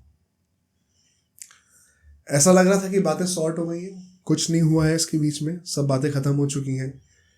अपेरेंटली साइमंड्स उस टाइम पे बहुत देर से हरभजन सिंह को स्लेज कर रहे थे और गलत तरीके से स्लेज कर रहे थे, पर्सनल हो रहे थे थोड़ा, या तो हरभजन सिंह ने कहा भाई तू आ मेरे से साथ साथ बात करके तेरे को क्या चाहिए, क्या प्रॉब्लम बता दे, क्योंकि मैं खेल तो भी ब्रेटली के अगेंस्ट रहा हूँ, तू वहां पे खड़ा हुआ मिड ऑफ में, क्या प्रॉब्लम थे, बीच में क्या बोल रहा है, आके बात कर ले। हरभजन सिंह का मैं कह रहा हूँ कॉन्फ्रंटेशन से वो पीछे हटते नहीं। सचिन वो पूरा इंसिडेंट डिसॉल्व कर देते और इसके बाद हम लोग देखते हैं हार्डली कुछ ही मिनट हुए थे, मार्क बेंसन जो कि श्रीबंकर के साथ थे, वो हरभजन सिंह को बुलाते हैं, सचिन नेचुरली के साथ जाएंगे। मार्क, ये चीज़ फुटबॉल में देखती है यूजुअली, मार्क बेंसन ऐसे मुंह पे हाथ रख के कुछ बोलना शुरू करता है हरभजन सिंह को। ये मुंह पे हाथ ऐसे क्यों रखा जाता है जिनको नहीं पता, ताकि कैमरा आपके लिप रीड ना कर सके कि आप क्या बोल रहे हो और आप गाली दे रहे हो तो उस टाइम पे भी। Umpire is suppose to be neutral, आप गलत चीजें गलत शब्द हरभजन सिंह के लिए क्यों बोल रहे हो, प्लस सिर्फ उन्हें क्यों बोल रहे हो, बोलना अगर बोल ही रहे हो, अगर आप उस बदतमीजी पे उतर ही आए हो तो सिर्फ हरभजन सिंह को यहाँ पे क्यों बोला जा रहा है, why not Andrew Symonds as well, दोनों ने आपस में वो लोग आए, फिर वर्बल डुअल हुआ, आपने सिर्फ हरभजन सिंह को बुला के सब चीजें क्यों बोली। अगर कोई भी और एंगल, क्योंकि इसमें रेसिज्म का एंगल आने वाला है, आप बड़े आराम से कह सकते हो कि एक ब्राउन स्किन हरभजन सिंह को एक white skin Mark Benson racist तरीके से ट्रीट कर रहे हैं, ऐसे भी तो नैरेटिव बन सकता है। आप एक बंदे को अलग से बुला के एग्रीमेंट किस बेसिस पे कर रहे हो, लड़ाई दो लोगों के बीच में हो रही तो दोनों को बुलाओगे ना, और आप ये इसका क्या पॉइंट है, क्या क्या बकवास कर रहे हो आप, एक जेंटल काम नहीं है गाली देना। एग्जैक्टली, प्लस आप उसके against you have to say that ना, अगर कोई प्लेयर्स आके गाली दे रहे हैं तो अंपायर का काम है कि उस चीज को डिसॉल्व करे। प्लेयर को गाली देके थोड़ी प्लेयर ही वो अंपायर खुद गाली देने लग जाएगा तो फिर आप किस पोजीशन में उस चीज को जज करने में। तो instead of defusing the situation Mark Benson उल्टा बदतमीजी कर रहे हैं। एंड सो इसके बाद क्या होता है, all of a sudden Ricky Ponting जो कप्तान थे वो जाके अंपायर्स को बताते हैं कि हरभजन सिंह ने एंड्रू साइमंड्स को मंकी बुलाया, बिग मंकी करके कुछ बुलाते हैं। यही है वो स्टार्टिंग जहां से मंकी गेट स्कैंडल शुरू होता है। यहां पर जब इसको ये चीज रिवील करी गई अंपायर को, उसके बाद हम नोटिस करते हैं कि मैथ्यू हेडन, रिकी पॉन्टिंग, जितने भी सीनियर प्लेयर्स थे, ये हरभजन सिंह को घेर के पूरे मैच में फिर बदतमीजी चल रही थी इनके साथ। वो आसपास फील्डर्स बैठा के अलग से टारगेट कर रहे थे, बातें हीटेड हो रही थी। सचिन ने अपनी बायोग्राफी में लिखा है, ऑटोबायोग्राफी में लिखा हुआ है कि इसको इतना बढ़ाने की जरूरत नहीं थी, आपको सुनना तो चाहिए था दूसरे बंदे का पॉइंट ऑफ व्यू क्या है। क्या पता उसने वो चीज क्राइम कमेटी ना करो, पहले ही अपना जजमेंट पास कर दिया, और जब Australians out of the way जाकर स्लेजिंग कर रहे हैं तो आप सिचुएशन को डिफ्यूज करने की जगह वो चीज प्रमोट कर रहे हो। प्लस ये उस इंसिडेंट में, उसके बाद हमने थ्रू आउट द मैच वो देखा कि कैसे उनको टारगेट करा जा रहा था, तब अंपायर कहाँ था, तब अंपायर ने क्यों नहीं कुछ बोला। इनफैक्ट इस पूरे मैच में, बचे हुए मैच में, हरभजन सिंह को क्राउड्स ने स्पेसिफिकली बहुत टारगेट करा है, और आगे जाके पूरी सीरीज में मीडिया, मतलब आप समझो हरभजन उस टाइम पे 26-27 के होंगे, यंगस्टर है, एक ऑस्ट्रेलिया की सड़कों पे कोई घूमने का ट्राई भी करे, 50 लोग आ गए मीडिया के माइक ठोक के, आदमी निकले कैसे अपने रूम से यार, हरासमेंट करो एक तरीके से उनका।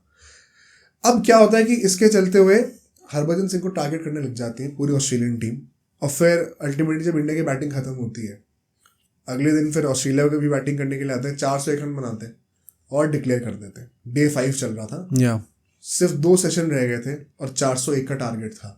अब लोगों ने कहा, रिकी पॉन्टिंग को थोड़ा क्रिटिसाइज कर रहे थे कि आप इतना बड़ा टारगेट दे रहे हो और सिर्फ 2 सेशन छोड़ रहे हो, टेस्ट मैच जीत सकते थे, आप ड्रॉ Yeah. करने के लिए खेल रहे हो क्या? हाँ. काइंड ऑफ ऐसा लग रहा था कि ऑस्ट्रेलिया पहले टेस्ट मैच से खुश है जीतने के, हम्म. और इंडिया को सिर्फ 2 ही सेशन प्ले आउट करने थे ये मैच को ड्रॉ करने के लिए, जीतना तो आउट ऑफ क्वेश्चन था। इंडिया बैटिंग करने के लिए आती है, और यहाँ पर एक बहुत ही इंटरेस्टिंग इंसिडेंट क्या होता है, माइकल क्लार्क, जो कि कई लोगों को पता होगा, ये तो भाई बहुत ही तगड़ा इंसिडेंट है। जब वो ऑस्ट्रेलिया डिक्लेयर करती है, उस इनिंग में जब ऑस्ट्रेलिया बैटिंग कर रही थी, तो माइकल क्लार्क एक बहुत ही मोटा एज मारते हैं और पीछे कॉट हो जाते हैं, ठीक है। Kumble, I think Kumble bowling कर रहे थे, हाँ, सब अपील कर रहे होते हैं बहुत देर तक, राहुल द्रविड़ वगैरह सब अपील कर रहे होते हैं, Yeah.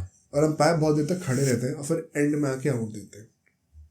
स्टुअर्ट क्लार्क ने इतना मोटा एज मारा, यूजुअली क्या होता है एलबीडब्ल्यू होता है तो अभी वेट करते हैं डिसीजन का, इतना मोटा एज मारा है कि आप जाओ निकल के, बैट ही हिल जाए आपका, वैसे टाइप का है जाए। इतना मोटा एज था भाई, मतलब बॉल अगर ऐसे जाए तो डिविएट होकर ऐसे जाए, इतना मोटा एज था। एंड माइकल क्लार्क वेट कर रहे हैं वहां पे डिसीजन का कि आउट है कि नहीं है, एंड गवास्कर कॉल आउट करते उस टाइम पे कमेंट्री के अंदर कि ये क्या क्या चल रहा है, किस चीज का वेट कर रहे हो आप। और बाद में एक वीडियो दिखाई जाती है कि माइकल क्लार्क से पूछा था कि इसके पीछे का अंदर क्या है, तुम्हें पता क्या है उसने? हम जस्ट 27 माइकल क्लार्क कहते हैं कि मैं बस एक 27 साल का तो लड़का हूँ, इससे तो ये तो चलता ही है। 27 साल का 17 लड़का क्यों नहीं हो भाई, आप 27 क्यों हो? ये क्या एक्सक्यूज है कि हम जस्ट 27 ईयर ओल्ड का है, 27 ईयर ओल्ड पे आप अपनी पीक पे हिट कर रहे हो और उसके बाद आके कह रहे हो हम जस्ट 27 ईयर ओल्ड 27 मतलब आप यार बुद्धि है हाँ, और नहीं तो क्या भाई। 17 साल का बच्चा बोलेगा समझ में आता है, 27 में बच्चे नहीं हो ऐसे, क्या आपको पता नहीं है, आई एम जस्ट 27। एज का एक्सक्यूज 27 साल की उम्र नहीं दे सकती इन बातों के लिए, इतना बेसिक इंटेलेक्ट आपके पास होना चाहिए। प्लस वो पूरी बैटिंग स्टार्ट होने से पहले भी द प्रॉब्लम वाज कि सुबह सुबह अंपायर्स ने वापस अनिल कुंबले को बुलाया था और ये बोला था कि हमने रिपोर्ट कर दिया ये मैच रेफरी को, एंड जब ये गेम खत्म हुआ उसके बाद इंक्वायरी बैठाई जाएगी इसके पीछे की। सिर्फ हरभजन सिंह के पीछे क्यों फिर? क्योंकि भाई मैच के बीच में आप कर नहीं सकते। या तो coming back to the topic, 2 session रह गए थे आखिरी के, एंड इंडिया को सिर्फ वो 2 सेशन के लिए बैटिंग करनी थी, और अब आप फिर से अंपायरिंग ब्लंडर्स देखने शुरू करते हो। हाँ. राहुल द्रविड़ बैटिंग कर रहे थे, एक बॉल आती है जो उनके पैड पे हिट करती है और फिर पीछे विकेट कीपर पकड़ता है, अंपायर ने आउट दिया कहते हुए कि बैट से लगा है। क्या ही बोले आदमी। सौरव गांगुली, ये तो बहुत फेमस है, बहुत फेमस, बताओ भाई क्या होता है? गांगुली वही आउटसाइड ऑफ स्टंप की बॉल को चेस करते हुए जाते हैं, उनका एज लगता है, एंड देन उसके बाद रिकी पॉन्टिंग पीछे कीपिंग कर रहे होते हैं, एंड रिकी पॉन्टिंग कीपिंग कर रहे होते हैं, क्या कह रहा हूँ मैं, एडम पॉन्टिंग स्लिप पे होते हैं, माइकल क्लार्क कैच पकड़ते हैं। हाँ, माइकल क्लार्क कैच पकड़ते हैं, एंड ग्लव्स में कैच आने से पहले क्लियरली वो बाउंस कर जाती है। पे थे माइकल क्लार्क भाई, वो थोड़ी है कीपर ने पकड़ी थी ना बॉल तो। अच्छा, माइकल क्लार्क स्लिप में थे, सेकंड स्लिप पे खड़े हुए थे मेरे ख्याल से, बॉल पकड़ रहे थे, बॉल पकड़ने से पहले सामने बाउंस होती है, क्लियरली बॉल बाउंस होती है कैच पकड़ने से पहले। अंपायर पूछता है कि क्या आउट है, क्योंकि अपेरेंटली वो एग्रीमेंट थी। रिकी पॉन्टिंग जो कि जिन्होंने कैच पकड़ा भी नहीं है, वो बहुत ही फेमस विजुअल है, आउट दिखा देते हैं कि आउट है, और आउट दे दिया जाता है। मैंने कैच शायद फिर कोई और वाला देखा था। इसमें हरभजन सिंह ने अभी बोला था ये चीज ऑनगोइंग टेस्ट मैचेस में कि पॉन्टिंग साहब ने आउट दिखा दिया और फिर अंपायर मान भी गए उस चीज को। एक और चीज होती है यहाँ पर, धोनी बैटिंग कर रहे होते हैं और धोनी का वन सेकंड पैड से बॉल लगती है और हवा में ऊपर जाती है, रिकी पॉन्टिंग सीली पॉइंट पे खड़े होते हैं, तो डाइव मार के बॉल पकड़ते हैं और गिरते वक्त बॉल जमीन पे टच कराते हैं, ऐसे ऐसे करके हाथ होता है, बॉल जमीन पे छू रही होती है, उसके बाद आउट की अपील कर लो। उसके बाद वो तो पैड पे लगा था, नॉट आउट दे दिया गया। अब मैं क्यों मेंशन कर रहा हूँ अभी बताऊंगा आपको, ये इंसिडेंट पर्टिकुलरली कि वो बॉल नीचे रखी हुई है और फिर अपील कर, ब्लेटेंट चीटिंग है कि नीचे रखी हुई क्या कर रहे हो आप, कोई बिजनेस नहीं आपका अपील करने का, पता नहीं कि आपने जमीन पे छुआ रखी है। तो ऐसे डिसीजंस आने शुरू हो जाते हैं, और अल्टीमेटली आखिरी के 2 ओवर रह गए थे दिन के, और इंडिया के पास 3 विकेट थे हाथ में। और मतलब वही ना, किस्मत ऐसी के साथ जो खराब सकता है वो होगा। Ricky Ponting of all the people, सारे बॉलर्स को छोड़ के कहता है माइकल क्लार्क से 2 बॉल डालने भाई, देखते हैं क्या होता है। इट इज सेड कि रिकी पॉन्टिंग को पता था ड्रॉ होगा, और ऑफ कोर्स पता ही होना चाहिए था, एंड उन्होंने ऐसा सोचा कि अब बस निकालो कैसे भी करके लास्ट के 2 ओवर। अब माइकल क्लार्क बॉलिंग करने के लिए तो उसी ओवर में 3 विकेट ले जाते हैं, और इंडिया वो टेस्ट मैच हार जाती है। सिर्फ 2 सेशन बैटिंग करनी थी, 2 ओवर बैटिंग करनी थी रादर, और 3 विकेट हाथ में थे, उसी ओवर में 3 विकेट गिर जाते हैं। टीम इंडिया दोनों मैच हार चुकी है। इस मैच में जिस लेवल की ब्लंडर्स खेले गए हैं अंपायर्स के द्वारा, उसको चीटिंग कहो जो कहो मुझे नहीं पता। इट वॉज वेरी एविडेंट कि ये मैच क्लियरली अंपायर्स की वजह से इंडिया हारी है। प्लस वो जो साइमंड्स के जो वो रन थे, इंडिया के अगेंस्ट जो डिसीजंस दिए गए बैटिंग में, राहुल द्रविड़ कभी आउट नहीं थे, गांगुली कभी आउट नहीं थे। चैनल 9 जो वो कैच होता है ना माइकल क्लार्क का जिस पर रिकी पॉन्टिंग हाथ देते हैं, स्टार स्पोर्ट्स ने वो अलग अलग एंगल से दिखाया था, तो बहुत क्लियर था कि बॉल बाउंस करी है। चैनल 9 इतना चालू है, उन्होंने वो एंगल्स दिखाई ही नहीं। तो क्या होता है, वहां पे जितने भी इंडियन जर्नलिस्ट थे उन्होंने वो वहां पे ऑस्ट्रेलिया में थे तो वो चैनल 9 पे मैच देख रहे थे, तो उनको लगा कि शायद कंट्रोवर्शियल आउट है, नॉट आउट है। उनको इंडिया से खबर आई फिर कि भाई ये तो स्टार स्पोर्ट्स ने दिखा दिया, साफ साफ क्लियर आउट हो रहा है। यूजुअली एकदम उल्टा होता है, travelling media is suppose to report all these incidents from Australia, क्योंकि वो मैच देख रहे हैं वहां पे, एंड देन वो इंडियन मीडिया को जो इंडिया में बैठी है उनको बताएंगे। यहाँ पे एकदम उल्टा हो रहा था, उन्हें इन्फॉर्मेशन इंडिया से मिल रही थी कि एग्जैक्टली हो क्या रहा है मैच के दौरान। एक और तगड़ा सस्पेंस खोलता हूँ, पहला सस्पेंस खोलता हूँ। जो ये कैच पकड़ा गया, इसके बाद रिकी पॉन्टिंग से पूछा गया कि आउट है कि नहीं। अब आप बोलोगे भाई जब अग्रीमेंट हुई है तो हुई है। अपेरेंटली पहले टेस्ट मैच के बाद वो अग्रीमेंट तोड़ दी गई थी। इस टेस्ट मैच के लिए वो अग्रीमेंट थी ही नहीं, तो फिर रिकी पॉन्टिंग से क्यों पूछा गया? गावस्कर ने ये चीज उठाई थी उस टाइम पर, विच इज लोग गावस्कर को बहुत गालियां देते हैं ना, गावस्कर लड़ते हैं हमारी टीम के लिए, इसलिए रिस्पेक्ट है उनके लिए। हर्षा भोगले ने उस टाइम पे बहुत लड़ा हमारी टीम के लिए। अगर अग्रीमेंट थी ही नहीं इन प्लेस तो अंपायर्स ने फील्डर को रेफर क्यों करा? ये अभी तक जो इंप्रेशन था कि अग्रीमेंट है इसलिए पूछा गया है, there was no agreement for this test match. पहले टेस्ट मैच के बाद अपेरेंटली उस चीज को स्क्रैप कर दिया गया था, क्योंकि इंडिया को सेंस हो रहा था कि ये चीज सही नहीं है। तो फिर रिकी पॉन्टिंग की क्यों सुनी गई? ये तो एक्सप्लेन ही नहीं कर सकता कोई। रिगार्डलेस इंडिया ये टेस्ट मैच हारती है, और उसके बाद हमेशा जब भी कोई मैच खत्म होता है उसके बाद दोनों टीम्स हैंडशेक करती हैं। ऑस्ट्रेलियन टीम ने हैंडशेक नहीं करा कि भाई इन लोगों ने मंकी कैसे बुला दिया, ये क्या है? पूरी बदतमीजी आप लोगों ने करी, उसके बाद आपने हैंडशेक करना भी, बट और पता है क्यों करा है? क्योंकि आपको पता है नैरेटिव बनेगा फिर इनके फेवर। इंडिया में देखी ना बात, गैस लाइटिंग कर रहे हो, कितना ज्यादा चालूपंथी है ये ऑस्ट्रेलियन टीम के पॉइंट ऑफ व्यू से। इंडिया ने कुछ करा ही नहीं है गलत, हरभजन सिंह की साइड सुनी नहीं गई है, और आपने नैरेटिव ऐसे क्रिएट कर दिया हम सख्त खिलाफ हैं रेसिज्म के वगैरह। बहुत ही अच्छी बात है, पर ये बदतमीजी है। दूसरे इंसान की बात सुनो, झूठ मत बोलो, आप झूठ बोल रहे हो। इसके चलते जो है जब प्रेस कॉन्फ्रेंस होती है, बहुत ही आइकॉनिक प्रेस कॉन्फ्रेंस होती है, कुंबले आते हैं हारने के बाद मैच पे प्रेस कॉन्फ्रेंस पे, एंड उनसे सवाल पूछे जा रहे होते हैं। कुंबले कहते हैं कि मुझे सब इतना पता है कि there was just one team that was playing in the spirit of the game. अब बहुत तालियां बजती उसके बाद प्रेस कॉन्फ्रेंस के बीच में तालियां। इवन ऑस्ट्रेलियन मीडिया जो थी वो भी ताली बजा रही थी। क्यों बजाती है?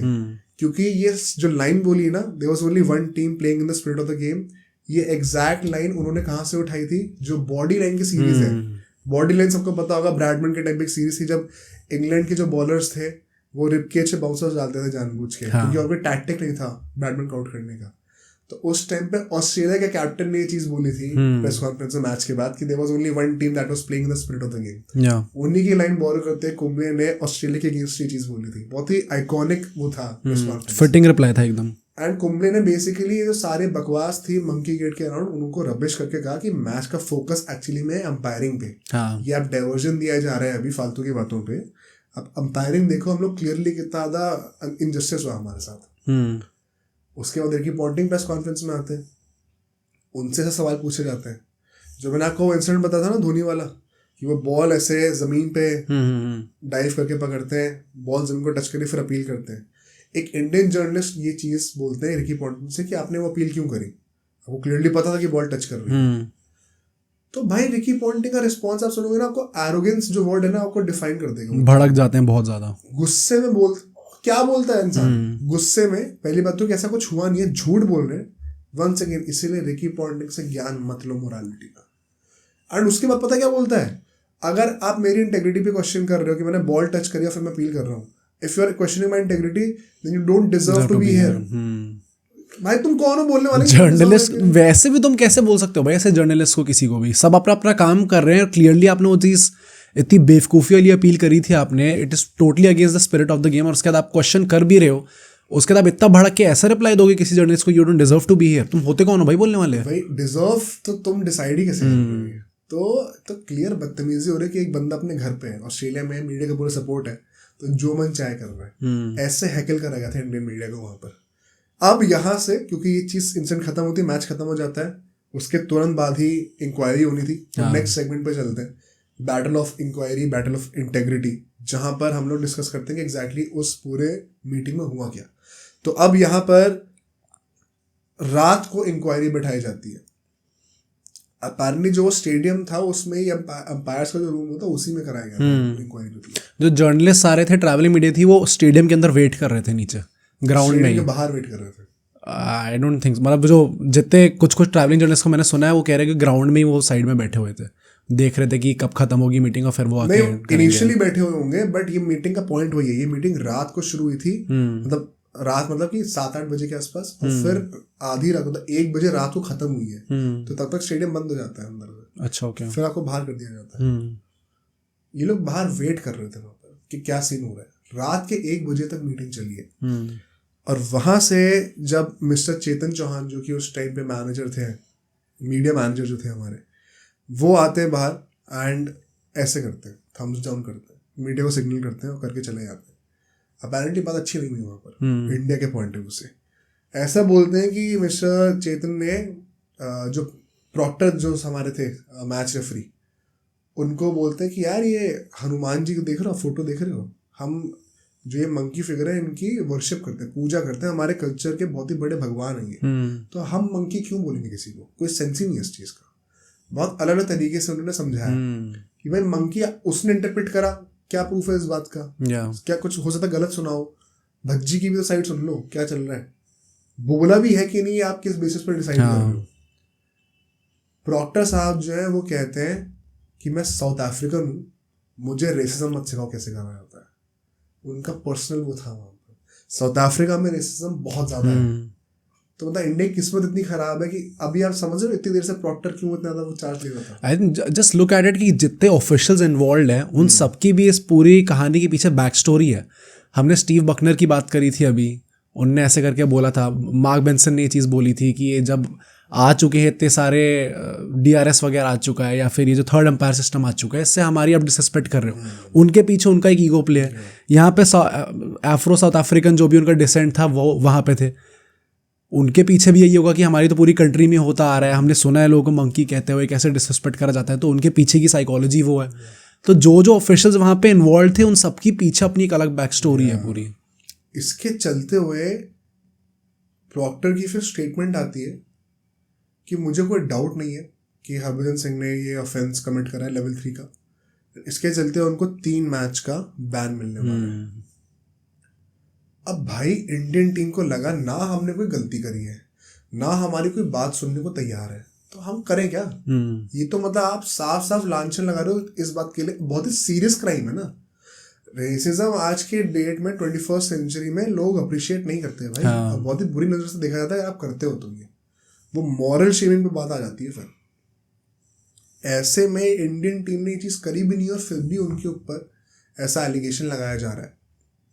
इंडियन टीम को बहुत ज्यादा गुस्सा आ गया उस टाइम पर। प्लेयर्स सोच रहे हैं कि ये तो मतलब जो मन चाहे कोई भी आके कुछ भी कर देगा हमारे साथ, कोई इज्जत ही नहीं कर रहा भाई। एंड सो क्या होता है ना कि जैसे 2 टेस्ट मैच खत्म हो गए, इंडिया हार गई। अभी भी जैसा आपने नोटिस करा होगा, पहले टेस्ट मैच के बाद एक प्रेसिडेंट्स 11 करके कुछ हुआ था ना मैच, रोहित शर्मा वापस आते हैं। तो ये ऑस्ट्रेलिया में है ट्रेडिशन की सीरीज के बीच में एक फ्रेंडली प्रैक्टिस गेम खिला देते। तो इन 2 टेस्ट मैचेस के बाद एक छोटा सा ब्रेक था, उसमें एक और फ्रेंडली मैच करना था। उसके बाद फिर 2 टेस्ट मैच और खेलने थे। और ये फ्रेंडली मैच जो था ये कैनबरा में होना था। अब कैनबरा जो है वो सिडनी से ये लोग बस में ट्रैवल करना था इनको, मेरे ख्याल से 3-4 घंटे का रोड ट्रिप होती है, if I am not wrong. India को जिस दिन निकलना था ऐसा बोलते हैं कि मतलब सब तैयारी थी, बस तैयार थी, बाहर वेट कर रही थी होटल की।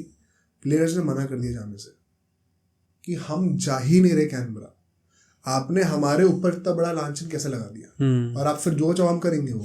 ये जो पूरी मीटिंग है ये भी शायद एकदम लास्ट मोमेंट पे हुई थी, क्योंकि सबने अपने बैग पैक कर लिए थे। उसके बाद ये जो सीनियर्स थे वहाँ पे, अनिल कुंबले, सचिन तेंदुलकर, सौरव गांगुली, तब उन लोगों ने ये चीज़ डिसाइड करी थी कि नहीं हम नहीं जाएंगे भाई। और ऐसे ही बोलते ही फिर टीम ने वॉर्न करा था कि ये जो फालतू के एलिगेशन है ये हम पे हटाओ, वरना हम टूर छोड़ के जा रहे हैं इंडिया वापस, हमें नहीं खेलना यहाँ पर। बहुत ही स्ट्रॉन्ग मूव था ये। इतिहास में क्रिकेट के शायद ही मतलब गिनती पे आप ऐसे सोच सकते हो कि कभी ऐसा हो कि टीम ने बोलो कि हम वापस जा रहे हैं, ये बदतमीजी बीच टूर में, या मुझे तो एकदम से भी याद नहीं आ रहा, बहुत सोचना पड़ेगा। तो बहुत ही बड़ा मूव लिया इंडिया ने उस टाइम पे, कहा कि ये अगर आपको हरकतें करनी है तो हम आपके साथ खेलना ही नहीं चाहते, आप खेलते रहो, हम टूर छूट के 2 ही टेस्ट मैच हुए थे। एंड भाई बात सिर्फ बचे 2 टेस्ट मैच की नहीं थी, उसके बाद पूरी ओडीआई सीरीज हुई थी, सीबी सीरीज होनी थी, बहुत लंबा टूर था, बहुत सारे फिक्सचर्स प्लान थे, बहुत पैसा इन्वॉल्व था। इंडिया ने कहा हमें नहीं पड़ी भाई पैसों की, हम जा रहे हैं। The only incident that I can remember is back in south Africa, जब सचिन तेंदुलकर पे वो बॉल टैम्परिंग के एलिगेशंस लगे थे, तब भी इंडिया ने ये चीज बोली थी। अब ऐसा बोला जाता है इसके पीछे कुंबले का बहुत बड़ा हाथ था। मतलब आपको वही रिस्पेक्ट आपको जो बढ़ेगी ना इन चीजों के लिए, क्योंकि आजकल ना ये जो करंट जनरेशन है वो यूजुअली कुंबले को वो विराट कोहली वाले इंसिडेंट से एसोसिएट करती है, तो एंड वो दे डोंट रियलाइज कि कितने बड़े लेजेंड है कुंबले उस टाइम पे कहते हैं कि हम तो नहीं जा रहे कैनबरा और हम वापस चले जाएंगे टूर में, क्योंकि मैंने अपने प्लेयर से बात करी है, सचिन से बात करी है, मैंने भज्जी से बात करी जो वहाँ पे थे, मुझे कोई डाउट नहीं है कि इसने ये गलत हरकत नहीं करी है, ही इज इनोसेंट। और ये लोग का जो मन कर रहा है, ये मीडिया और ये ऑस्ट्रेलियन बोर्ड, ये जो मन कर रहा है वो करे जा रहे हैं हमारे अगेंस्ट। मेरी कप्तानी के अंडर इंडिया के ऊपर ये लांछन नहीं ले सकता कि हम रेसिज्म कर रहे हैं, क्योंकि इसमें गवर्नमेंट्स का बहुत बड़ा हाथ होता है और ये सॉफ्ट पावर होती है। आप पब्लिकली अगर आपको पता चलता है ना कि एक कंट्री के लोग ऐसे रेसिज्म कर रहे हैं तो आपकी बदनामी बहुत होती है। तो अनिल कुंबले कहते हैं भाड़ में गया क्रिकेट, कंट्री पहले आती है, मेरे कप्तानी के अंडर कंट्री का नाम खराब नहीं हो सकता। और सारे प्लेयर्स सेम पेज पे थे, उसके चलते हुए ही इन लोगों ने एक इतना बड़ा स्टेप लिया कि कहा कि हमें नहीं खेलना भाई, हमें कंट्री की इज्जत ज्यादा प्यारी है, हम अगर अभी प्रोटेस्ट नहीं करेंगे तो पूरी दुनिया हमें फॉरएवर याद करेगी कि ये वो कंट्री जिन्होंने रेसिज्म करा। बेसिकली अगर आप चुप रहते हो तो फिर आपका वो साइड ऑफ स्टोरी कभी निकल के नहीं आती, फिर आपको यही कहा जाता है कि चलो आपने अपनी गलती मान ली मतलब। और फिर एक बहुत ही पॉपुलर इंसिडेंट होता है, वो मैच उनको खेलने जाता है कैनबरा में, उसकी जगह ये लोग बीच पे चले जाते हैं वहां पर वॉलीबॉल खेलने। पूरी टीम आती है और अपेरेंटली उस टाइम पे ये जो भी पूरा मीडिया था ऑस्ट्रेलिया के साइड का और इंडिया के साइड का भी, उससे भी काफी लोग आए थे, तो वहीं पे वो मतलब फोटोज भी खींच रहे थे इनकी। और इंडियन जर्नलिस्ट बताते हैं कि उस टाइम पे सचिन बहुत ज्यादा गुस्से में दिखे थे कि मतलब वो सचिन ने फिर क्या करते हैं, गुस्से में तो थे ही पूरे टाइम, क्योंकि ये सब वो एक्चुअली थे ना वहाँ पे पिच पे उस टाइम पे, उन्होंने देखा अपने सामने, तो उनको पता है कि सब बकवास हो रही है, तो वो बहुत गुस्से में थे। एंड कहते हैं कि उस टाइम पे जो इंडियन जर्नलिस्ट थे उनसे सचिन आके ना बहुत जोश में ऐसे कहते हैं कि भाई आपका सपोर्ट चाहिए इनको, ये इनको सिखाना है, ये ऐसा कि कुछ भी कोई भी कैसे बोल देता है, इनकी हिम्मत कैसे हुई है, तो आप प्लीज हमें सपोर्ट करना, मतलब सब मिल के रहेंगे और ऐसे करेंगे वैसे करेंगे। और वो जर्नलिस्ट ही कहते हैं कि वो हमारे लिए एक चेंजिंग पॉइंट था पूरे टूर का फॉर अस जर्नलिस्ट, क्योंकि हम में एक नया मोटिवेशन आ गया भाई कि सचिन के साथ ये तो हर जगह मैंने देखा भाई, जब कोई बोलते हैं ना, जब वो तो लोग लाइफ चेंजिंग बेसिकली उन्होंने आके ऐसी चीजें बोल दी, फिर आपको एक एडेड सेंस ऑफ रिस्पॉन्सिबिलिटी आती है कि भाई हमारा कर्तव्य है ये चीज करना कि हम बैक करें टीम इंडिया को और इन सब चीजों को एक्सपोज करके दिखाएं, बाहर जाके पूरे वर्ल्ड क्रिकेट को दिखाएं कि क्या हो रहा है हमारे साथ अभी यहाँ पे। एंड सो इसके बाद ना इंडियन टीम में एक रिन्यूड रिजुविनेशन होती है। अब बात ओपनली फिर वो हो गया कि ये स्टेक्स ही है, या तो हम चले जाएंगे यहाँ से, या तो आप अपनी जो है गलत जो काम है सीधा बैन कैसे दे दिया, एटलीस्ट एक हियरिंग करा लो, आपने सीधा बैन कैसे दे दिया बिना सुने हरभजन की साइड के, क्लियरली बायस में सही। आईसीसी को फाइनली एक्सेप्ट करना पड़ा, आईसीसी एक्सेप्ट करती है इंडिया की जो अपील होती है और कहती है कि फिर हम इस मैटर को कोर्ट पे ले जाते हैं और प्रॉपर एक हियरिंग करेंगे जब ये सीरीज खत्म हो जाएगी उसके अगले दिन। तो जो 2 टेस्ट मैच बचे हुए थे, जैसे ही वो 4था टेस्ट मैच खत्म होता उसके अगले दिन ही कोर्ट की हियरिंग होनी थी। इसके चलते हुए for the time being ICC वो बैन हटा देती है हरभजन सिंह से, जो 3 टेस्ट मैच का बैन था। तो ये तो चीज इंडिया को फेवर में मिल जाती है। इंडिया कहती है भाई आपको हम पे भरोसा नहीं, कोई बात नहीं, आप कोर्ट पे जाओ, हमारा शब्द मत लो। अरे बैन कैसे कर दिया अभी बिना सुने? तो आईसीसी ने वो चीज चेंज करी, इंडिया की बात सुनी, और भाई इंडिया का वही है ना, अब उन्होंने अपनी पावर दिखानी शुरू करी। साथ साथ एक और सस्पेंस खोलता हूँ, इस सीरीज से पहले एक और एग्रीमेंट था फील्डिंग वाले को छोड़ के, कि इस सीरीज में दोनों कंट्रीज का कोई हाथ नहीं होगा ये बोलने में कि कौन से एम्पायर्स होने चाहिए किसी मैच के लिए, जो कि सही है। पर जब आपको क्लियरली दिख रहा है कि स्टीव मैकमैनामन का एजेंडा चल रहा है इंडिया के अगेंस्ट, सचिन के अगेंस्ट। इंडिया ने कहा भाई ऐसा है, स्टीव बकनर को हटाओ। स्टीव बकनर अगले टेस्ट मैच में अंपायरिंग नहीं करेंगे, हमने बहुत मिस्टेक्स झेल ली, लिटरली हम लोग सेकंड टेस्ट मैच हारे, अंपायर गवाया है पूरा। हाँ, ये एग्रीमेंट हुई भाड़ में, हमें नहीं चाहिए स्टीव बकनर अगले टेस्ट मैच में। आईसीसी वो बात भी सुनती है। And not just that, Steve Bucknor तो हटते ही हटते हैं, साथ ही साथ मार्क बिन्सन भी हट जाते हैं। थर्ड टेस्ट मैच के लिए बिली बाउडन वापस आ जाते हैं, और अपने अलीम दार जो कि मतलब काफी चीजों के लिए फेमस है, अलीम दार इनफैक्ट असद रौफ आते हैं, fan note wrong, Asad Rauf आते हैं, जो कि और मतलब काफी, वो तो और ज्यादा है, हाँ राइट, काफी चीजों के लिए फेमस है। तो असद रौफ आते हैं एंड ये दोनों अंपायर्स को ऑफिशियली चूज करा जाता है for the third test match. अब यहाँ पर एक और बहुत ही बड़ा इंसिडेंट होता है। जब ये चीज़ें मान ली जाती हैं, शर्तें मान ली जाती हैं, तो फिर इंडिया कहती है कि ठीक है अब हम कैनबरा चले जाएंगे मैच खेलने के लिए। इस मैच में बाय द वे धोनी कप्तानी करते हैं, कुंबले नहीं होते इस मैच में। क्यों नहीं होते? मतलब वही रेस्ट जरूरत नहीं खेलने की इसमें, तो इसके चलते हुए मतलब वही था कि धोनी अभी आने वाला है, वो वाली बात धोनी फैंस के लिए कह रहा हूँ, ये चीज़ होने लग गई थी। एंड एक बहुत ही इंटरेस्टिंग रिकॉल वैल्यू आपको मिलेगी, पीटर रोबक, जिनको नहीं पता, हमने एक पॉडकास्ट किया था, उनकी आत्महत्या हुई थी। ओ राइट, ओके, जो ट्रैजिक एंडिंग हुई थी उनकी पूरी, हम लोग मर्डर मिस्ट्रीज वाले पॉडकास्ट में उनको कवर करा था। या तो उस पॉडकास्ट को जाके देखना, उसमें बहुत सारे से मतलब ये जो लोग ऐसे एक दूसरे मर जाते हैं ना, हाँ, क्रिकेट के वर्ल्ड में, उनके मिस्टीरियस डेथ्स जो होती है उनको कवर करा था। हाँ, क्या है उसके पीछे का राज, वो आप जान के देखोगे। तो पीटर रोबक उनमें से एक थे, उस टाइम पे वो जिंदा थे। एंड उन्होंने एक आर्टिकल लिखा फिर उसी टाइम पर, सेइंग कि ऑस्ट्रेलियन क्रिकेट बोर्ड अगर अपनी इंटेग्रिटी और अपनी इमेज की जरा से ही परवाह करती है तो रिकी पॉन्टिंग को तुरंत के तुरंत सैक कर देना चाहिए, क्योंकि ये जो हमें देखने को मिल रहा है ना, ये नॉर्मल नहीं है। ये रिकी पॉन्टिंग मतलब ऐसे 11 लोगों को लीड कर रहे हैं कि ये टीम जीतने के लिए कुछ भी करने को तैयार है, क्या चीटिंग भी करने को लग जाएंगे क्या? जो पैक ऑफ वुल्व्स वाला वो लोग कहते थे ऑस्ट्रेलिया के लिए, एक वो वैसी एक इमेज पोर्ट्रे करते हैं कि भाई दे आर गो गेटर्स, और ये लोग हासिल वाले लोग हैं, कुछ भी करके निकाल लेंगे, ग्राइंड आउट करेंगे इनको। बट उसकी डार्क साइड ये है कि ये लोग कुछ भी करने को रेडी थे एक्चुअली में, जीतने के लिए कुछ किस हद तक जाने को रेडी थे, जो कि दिख रहा था चीटिंग कर रहा हूँ बेसिकली। एंड सो इसके चलते हुए ये जो आर्टिकल था ना, जो उन्होंने लिखा था, ये ओवरनाइट बहुत पॉपुलर हो जाता है, टू द पॉइंट कि उनको स्टार स्पोर्ट्स में बुलाती है, रवि शास्त्री वो सब होते हैं उनसे बात करने के लिए।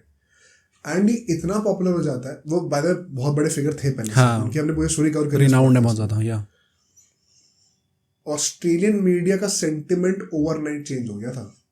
ऑस्ट्रेलियन मीडिया खुद ही पलट गई थी रिकी पॉन्टिंग के ऊपर, टू द पॉइंट कि रिकी पॉन्टिंग को अपना नंबर चेंज करना पड़ गया था, इतने फोन कॉल्स आ रहे थे, लैंडलाइन नंबर और पर्सनल नंबर दोनों चेंज करने पड़ गए थे। ऑस्ट्रेलिया में एकदम से सेंटिमेंट बदला था कि हाँ हम टेस्ट मैच जीत तो गए हैं, बट हमें भी पता है कि हम कैसे जीते हैं, राइट। वो ओवरनाइट सेंटिमेंट चेंज हुआ था उस आर्टिकल की वजह से।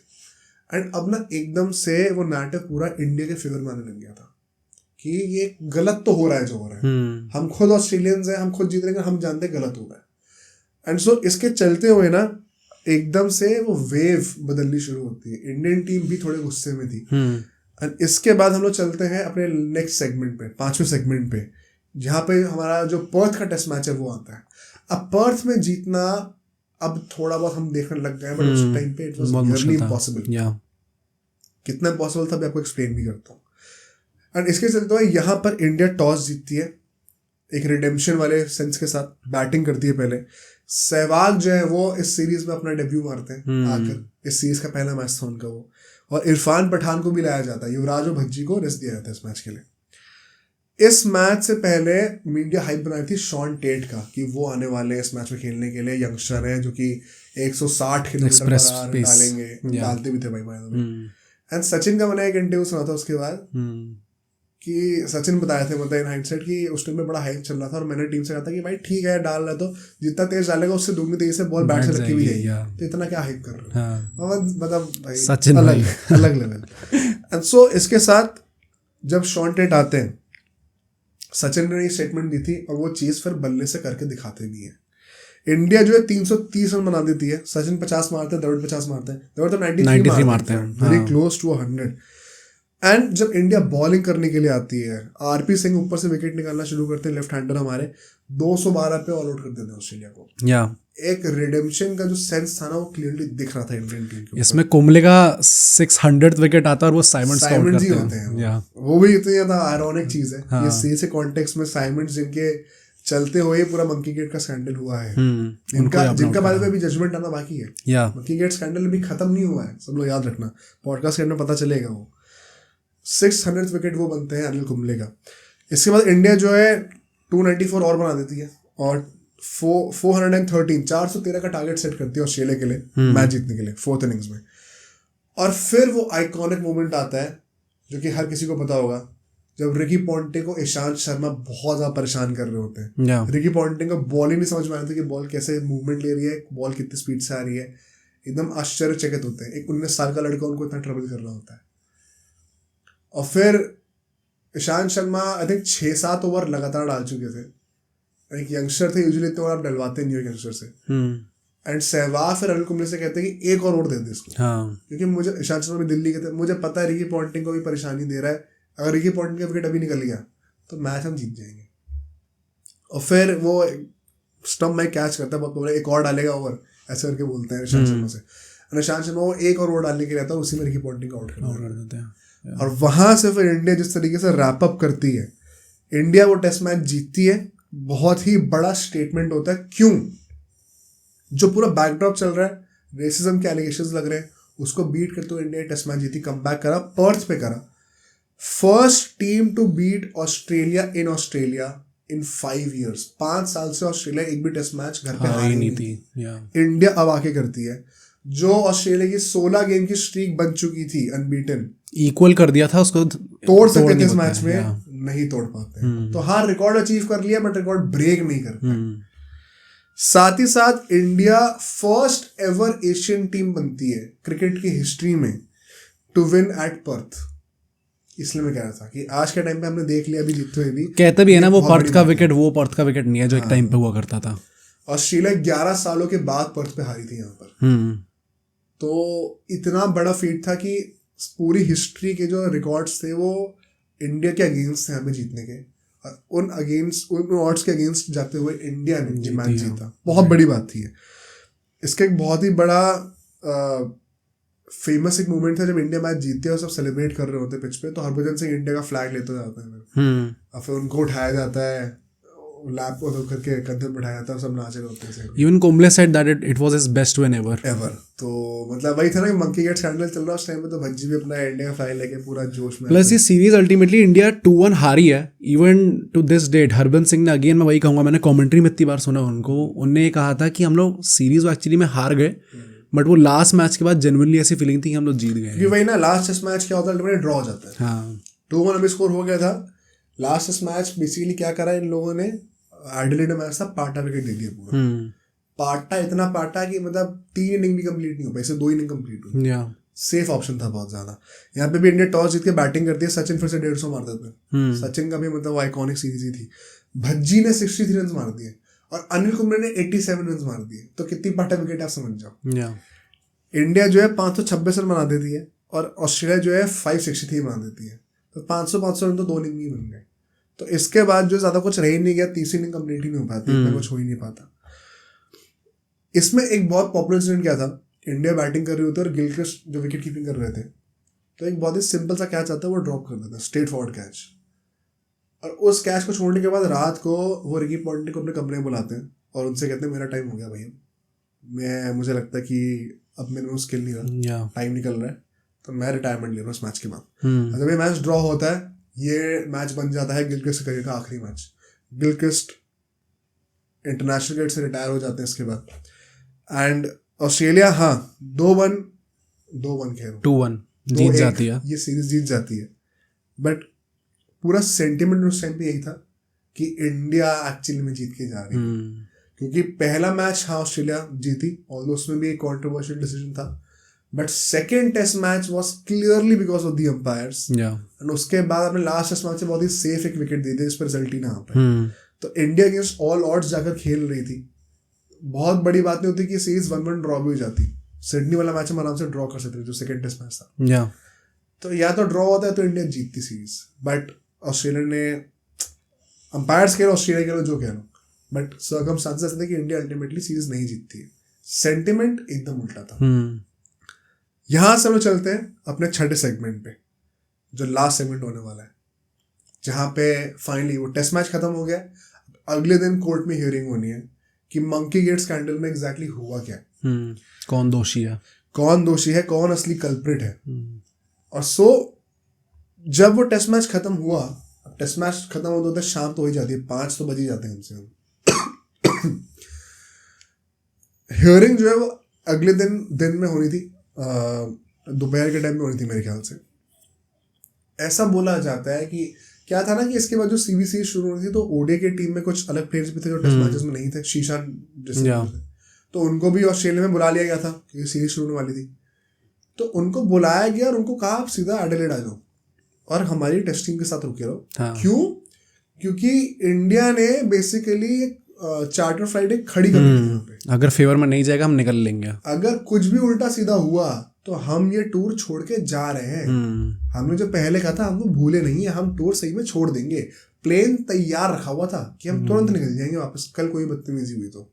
और ऐसा बोला जाता है कि उस टाइम पर IS बिंद्रा जो है BCCI में थे उस टाइम पे, वो ओवरनाइट उड़ के आते हैं इंडिया से, उड़ के मतलब फ्लाइट के थ्रू, एंड ऑस्ट्रेलिया लैंड करते हैं। ऑस्ट्रेलियन क्रिकेट बोर्ड से उनकी ओवरनाइट उसी रात को बहुत लंबी मीटिंग होती है। ऑस्ट्रेलियन क्रिकेट बोर्ड को भी कह देते हैं कि देखो फ्लाइट रेडी है, मैं वापस ले जाऊंगा टीम को, कुछ बकवास हुई तो। और मैं अभी भी कह रहा हूँ आप ये चीज़ें वापस ले लो, अपने प्लेयर्स से बोलो कि ये वापस लें पूरी स्टेटमेंट। और उस टाइम पे IPL का अनाउंसमेंट हो गया था, या और सबको पता था कि ये it is going to debut with a bang, वो हाइप बन चुकी थी। और ऑस्ट्रेलिया को समझ में आ गया था कि अब हमारे पास ना वो, क्योंकि इंडिया में इतना फाइनेंशियल पावर लाने वाला है कि अगर अभी हमने इनसे अपने टाइज ब्रेक कर लिए और कुछ उल्टा सीधा हो गया तो ये ऑस्ट्रेलियन प्लेयर्स को IPL नहीं खेलने देंगे और हम इस रेवोल्यूशन का पार्ट नहीं रहेंगे फिर। तो ये मतलब आप समझ रहे IPL का कितना बड़ा रोल है इस चीज में, क्योंकि वो मसल पावर IPL ही लेकर आए, इंडिया मोनोपोली IPL ही लेके आए। And so Australian cricket board इतना डर गया था कि वो फिर रिकी पॉन्टिंग से एंड पूरी टीम से रिक्वेस्ट करता है कि आप इन चीज़ों को वापस ले लो। रिकी पॉन्टिंग और साइमंड्स वगैरह ने साफ साफ मना कर दिया भाई, बोर्ड के अपने बोर्ड के अगेंस्ट चले गए कि आप किस बेसिस पे कह रहे हो सब, हम कोई एलिगेशन वापस नहीं लेंगे, हम कन्विंस्ड है कि ये उन्होंने मंकी बोला है, अब हम तो कल जा रहे हैं कोर्ट में लड़ने, हम प्रूफ करके दिखाएंगे आपको। अब आप सोच रहे होंगे कि बात इतनी आगे बढ़ गई है कि बोर्ड ही प्लेयर्स को बोल रहा है कि मत करो यार, और प्लेयर्स फिर भी नहीं मान रहे, तो सही में शायद बोला ही होगा मंकी। और यहां पर इस पूरे पॉडकास्ट का सबसे बड़ा सस्पेंस खुलेगा। कई लोग जो सोच रहे हैं ना कि अगर भज्जी ने नहीं बोला तो भाई बात खत्म है, इतना क्या सोचा जा रहा है, ऑस्ट्रेलिया इतना ज्यादा मोटिवेटेड क्यों है ये चीज प्रूफ करने के लिए। इसके पीछे की बैक स्टोरी जाननी बहुत जरूरी है और एक बहुत ही इंपॉर्टेंट पॉइंट है इस पूरे पॉडकास्ट, सबसे इंपॉर्टेंट पॉइंट होने वाला है। मैंने पॉडकास्ट के स्टार्टिंग में मेंशन किया था कि सीरीज से पहले एक ODI सीरीज हुई थी 7 मैचेस की, जो ऑस्ट्रेलिया 4-2 जीती थी, इंडिया आई थी जब। उसमें एक ODI मैच वानखेड़े में होना था, मुंबई में, और वहां पर जब साइमंड्स बैटिंग करने के लिए आते हैं तो पूरी क्राउड चांट कर रही होती है Symonds is a monkey. Indian crowd chant कर रही होती है, रेसिस्ट चांट्स कर रही होती है, और इस लेवल तक रेसिस्ट चांट्स करती है कि जो स्टेडियम में जो स्क्रीन होती है ना उस पे एक गाइडलाइन डालनी पड़ती है BCCI को कि फैन से ये एक्सेप्ट नहीं करा जाएगा, आपको कोई भी टाइप का रेसिज्म नहीं करना, ये चीजें बिल्कुल नहीं होनी चाहिए, ये चांट्स बिल्कुल नहीं होनी चाहिए स्टेडियम में। इंडियन क्राउड ने क्यों करा मुझे आज तक समझ में नहीं, मुझे भी समझ में नहीं आया। मतलब मुझे ऐसा लगा था जब मैंने वो देखा था विजुअल कि अगर कोई एक बंदे ने पूरी क्राउड को इतना गुस्सा कर दिया है then he must have done something, कुछ तो ऐसा करा होगा जिससे क्राउड इतनी राइल अप हो गई है। एक्चुअली साइमंड्स कोई साफ इंसान नहीं है, पर इसका मतलब ये नहीं है कि आप रेसिज्म करोगे, कोई जस्टिफिकेशन नहीं है इस चीज। प्लस वो जैसा क्राउड ने बोलना स्टार्ट कर, इट वाज लाइक कि भाई सोच क्या है कि पूरा क्राउड ही बोलने वाला है, साथ में चैंट कर रहा था, ऐसा था, बहुत तेज आ रहा था। एंड सो ये चीज इतना बड़ा इंसिडेंट था, you be surprise to know कि इसके बाद टीम पे काफी प्लेयर्स ने, भज्जी ने स्पेसिफिकली एक इंटरव्यू में कहा था कि बहुत गलत हुआ है और ऐसा बिल्कुल नहीं करना चाहिए रेसिज्म। भज्जी ने खुद कहा था ये, और अभी ऑस्ट्रेलियन टीम को लग रहा है कि भज्जी ने ही मंकी बोला है। हाँ। एक और एग्रीमेंट करा गया था इस पूरे सीरीज के शुरू होने से पहले। हमने 2 एग्रीमेंट्स की बातें करी, अंपायर्स की एग्रीमेंट और वो कैच पकड़ने वाली एग्रीमेंट। सबसे बड़ी एग्रीमेंट ये थी कि क्योंकि ये इंसिडेंट ऑलरेडी इंडिया में हो चुका था, इस सीरीज से पहले स्पेसिफिकली दोनों टीम्स में डिसाइड हुआ था कि मंकी शब्द को यूज नहीं करा जाएगा। और इसलिए ये मंकी गेट स्कैंडल इतना बड़ा इशू बना था, क्योंकि ऑस्ट्रेलियंस को लग रहा था कि भाई बाकी सारे एग्रीमेंट्स गई भाड़ में, आप रेसिस्ट एग्रीमेंट जो हमने बना रखी है रेसिज्म को बैन करने के लिए, वो कैसे आपने तोड़ दी? एक शब्द जो हमने बोला था ना बोलने के लिए, आपने वो कैसे बोल दिया? This is why the Australian team was so adamant कि हमें तो जाना ही है कोर्ट। आपने कैसे बोल दिया ये? क्योंकि उनको जेन्युइनली बिलीव हो रहा होगा उस टाइम पे कि करा है। साइमंड्स को I have no doubt genuinely लगा होगा उस टाइम पर कि मंकी उनको बोला गया। प्लस बोला साइमंड्स को था, अगर उसने आके अपने कैप्टन को ये चीज़ बोली तो, और जिसके साथ इतना एक इमोशनली स्कारिंग इंसिडेंट हुआ है अभी इंडिया में जाते हुए, तो कैप्टन भी वही सोचेगा, नहीं भाई अगर बोला है तो फिर we have to do something about it. बात सिर्फ कैप्टन की भी नहीं है, एक और इसके पीछे बहुत बड़ा सस्पेंस है। जो ऑस्ट्रेलियन गवर्नमेंट थी उस टाइम पे, वो ना अपनी पब्लिक इमेज ऐसे पोर्ट्रे करना चाह रही थी उस टाइम पर कि हम एक ऐसी कंट्री जो कि सारी रेसेस को रिस्पेक्ट करते हैं, चाहे वो ब्लैक हो, चाहे वो वाइट हो, चाहे कुछ मिक्स्ड हो, कुछ भी हो। एंड साइमंड्स उस टाइम पे one of those few players थे, परहैप्स द ओनली प्लेयर, जो कि अफ्रो कैरेबियन डिसेंट के थे।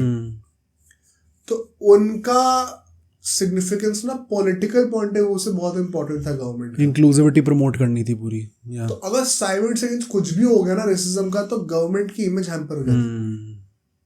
तो गवर्नमेंट को तो फिर एक्शन लेना ही था। तो ये बात तो सिर्फ टीम्स की भी नहीं है, बात सिर्फ क्रिकेट की भी नहीं है, ये क्रिकेट से उठकर ये बात बहुत चली गई थी ऊपर। तो इस बात का पतंगड़ बनना ही था। दिस इज वाई जो कहते हैं ना कि सचिन ने भी अपनी ऑटोबायोग्राफी में लिखा कि बातों को इतना फालतू बढ़ाया क्यों गया। परहैप्स इसलिए बढ़ाया गया क्योंकि ऑस्ट्रेलियन कंट्री का उस टाइम सिचुएशन ऐसी थी। इसी के चलते हुए रिगार्डलेस अब हम लोग जाते हैं, जब कोर्ट में बात होती है तो कोर्ट में क्या होता है कि अपना ये साइमंड्स, पॉन्टिंग, माइकल क्लार्क सब लोग अपना चाहते हैं। एंड इंडिया की तरफ से सचिन होते क्योंकि वहां पे प्रेजेंट थे, हरभजन सिंह तो एंड साइमंड्स ऑफ कोर्स होती है। पूरी हियरिंग होती है। इस हियरिंग में आदमी जो भी स्टेटमेंट देता है उससे पहले आपको बाइबल की ओथ लेनी होती है। और अगर आपने ओथ लेकर झूठ बोला तो फेलिनी का चार्ज लगता है। फेलिनी का चार्ज मतलब बेसिकली सिवियर क्राइम का चार्ज लगता है और उसके लिए जेल और पनिशमेंट हो सकती है।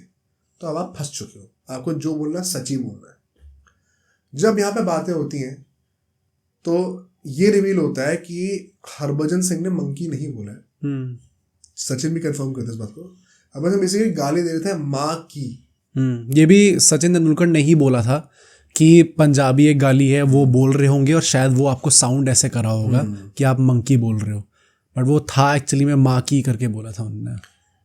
तो वो अब साइमंड्स को लगा कि नहीं भाई ये तो मंकी ही बोल रहा है, तो साइमंड्स तो बोल रहा है। बट क्योंकि ये जो बाकी जो प्लेयर्स थे इसके साथ, वो तो वहां पे थे ही नहीं। जब वो लड़ाई हो रही थी तो सिर्फ सचिन थे बगल में। तो साइमंड्स ने तो बोल दिया कि भाई नहीं मंकी मंकी बोला है। जब बाकियों की बात आई कि भाई आपने क्या सुना पूरा बताओ, आप किस बेसिस पे सपोर्ट कर रहे हो, तो इन लोगों ने अपेरेंटली वापस जाके बोला कि नहीं हमने मंकी शब्द सुना था, बाकी हमने पूरी कॉन्वर्सेशन सुनी ही नहीं है। क्योंकि आप झूठ नहीं बोल सकते हो, तो आप मनगढ़ंत कॉन्वर्सेशन बना नहीं सकते हो। झूठ बोला तो क्रिमिनल चार्ज लगेगा सीधा। तो अब दूध का दूध पानी का पानी हो गया। तो अब इनका केस ना एकदम से बहुत ज़्यादा वीक हो गया कि इनके पास कोई प्रूफ तो है नहीं, ना ये प्लेयर जो इनके साथ आया साइमंड्स के सपोर्ट में खड़े हुए थे वहां पर, इन्होंने सुना ही नहीं कि हुआ क्या।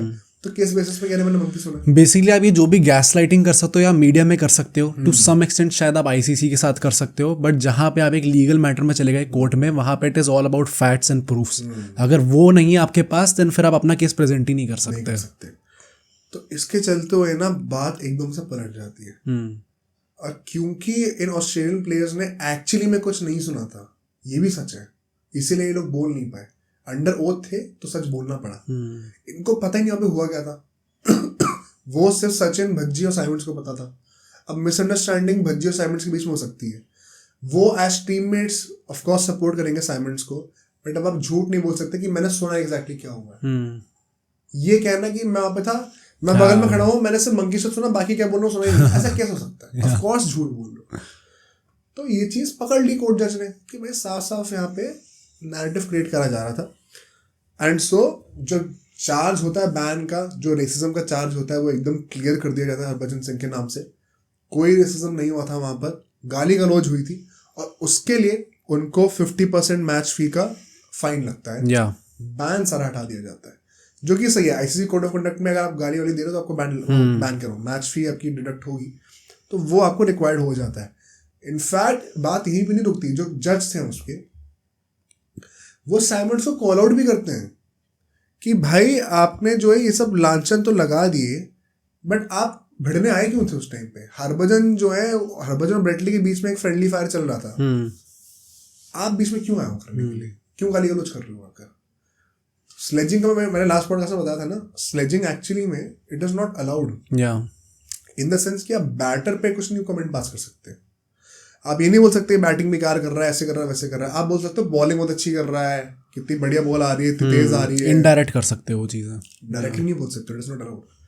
तो कोर्ट ने साइमंड्स को उल्टा बोला कि आप क्या कर रहे थे। एंड साइमंड्स का 2 साल बाद एक इंटरव्यू आया था जिसमें वो एक चीज को बता रहा था कि मैं कर रहा था, मैंने ही बोलना शुरू करा था, क्योंकि मेरी अपब्रिंगिंग ही ऐसी है कि आपको माइंड गेम्स खेल के जब कोई अच्छी पार्टनरशिप चल रही हो तो बकवास करके तोड़ना होता है। हर्षा भोगली के साथ वो इंटरव्यू है, बहुत पॉपुलर, उसमें उन्होंने अपने बाल पूरे शेव ऑफ कर रखे साइमंड्स ने।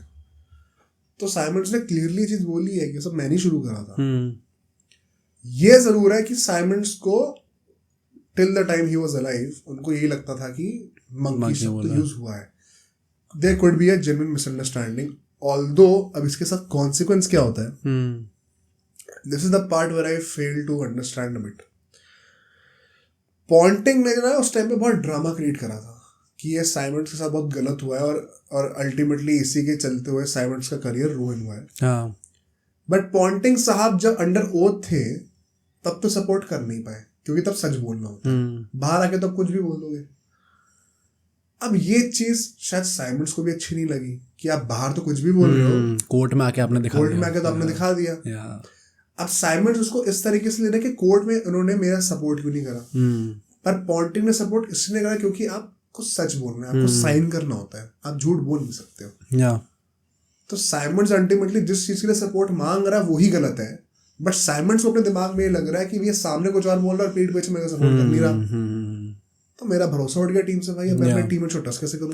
प्लस आई थिंक एक और पॉइंट ये भी है कि ये अगर आप किसी को अभी भी ये लग रहा है ना कि भाई it was just a mistake, और चलो पॉन्टिंग ने एक चीज सही करी कि उसने अंडर ओथ आके सच बोल दिया, सही का चॉइस नहीं है भाई। एक इंसिडेंट था इस कोर्ट हियरिंग के बाद, ये लोग लिफ्ट से वापस नीचे जा रहे थे एंड तब पॉन्टिंग थे साथ में, साइमंड्स थे, हरभजन सिंह थे और सचिन तेंदुलकर, सब एक लिफ्ट में थे। टेंशन कितनी होगी भाई इसके बाद। और लिफ्ट में इन लोगों ने ऐसे करके बोलना स्टार्ट कर दिया सचिन के सामने, भज्जी को डायरेक्टली कुछ बोला नहीं, पर सचिन के मुंह पे थोड़ा ऐसा बोलना स्टार्ट कर दिया था कि एक मैच तो तुम लोग तुक्के से जीत गए हो, प्रेशर क्रिएट करके अननेसेसरी का, अभी ओडीआई सीरीज में तो इनको पेल देंगे एकदम ही, कि एंड तक रुकना ही नहीं पड़ेगा रिजल्ट के लिए, जो कि अल्टीमेटली हुआ। अभी ओडीआई सीरीज लोग हार गए थे गंदी तरीके से, बट सचिन के सामने वो लोग जान के थोड़ा मुंह पे ऐसी चीजें बोल रहे थे, सचिन पूरे टाइम सिर्फ चुप था, एकदम कुछ नहीं बोला।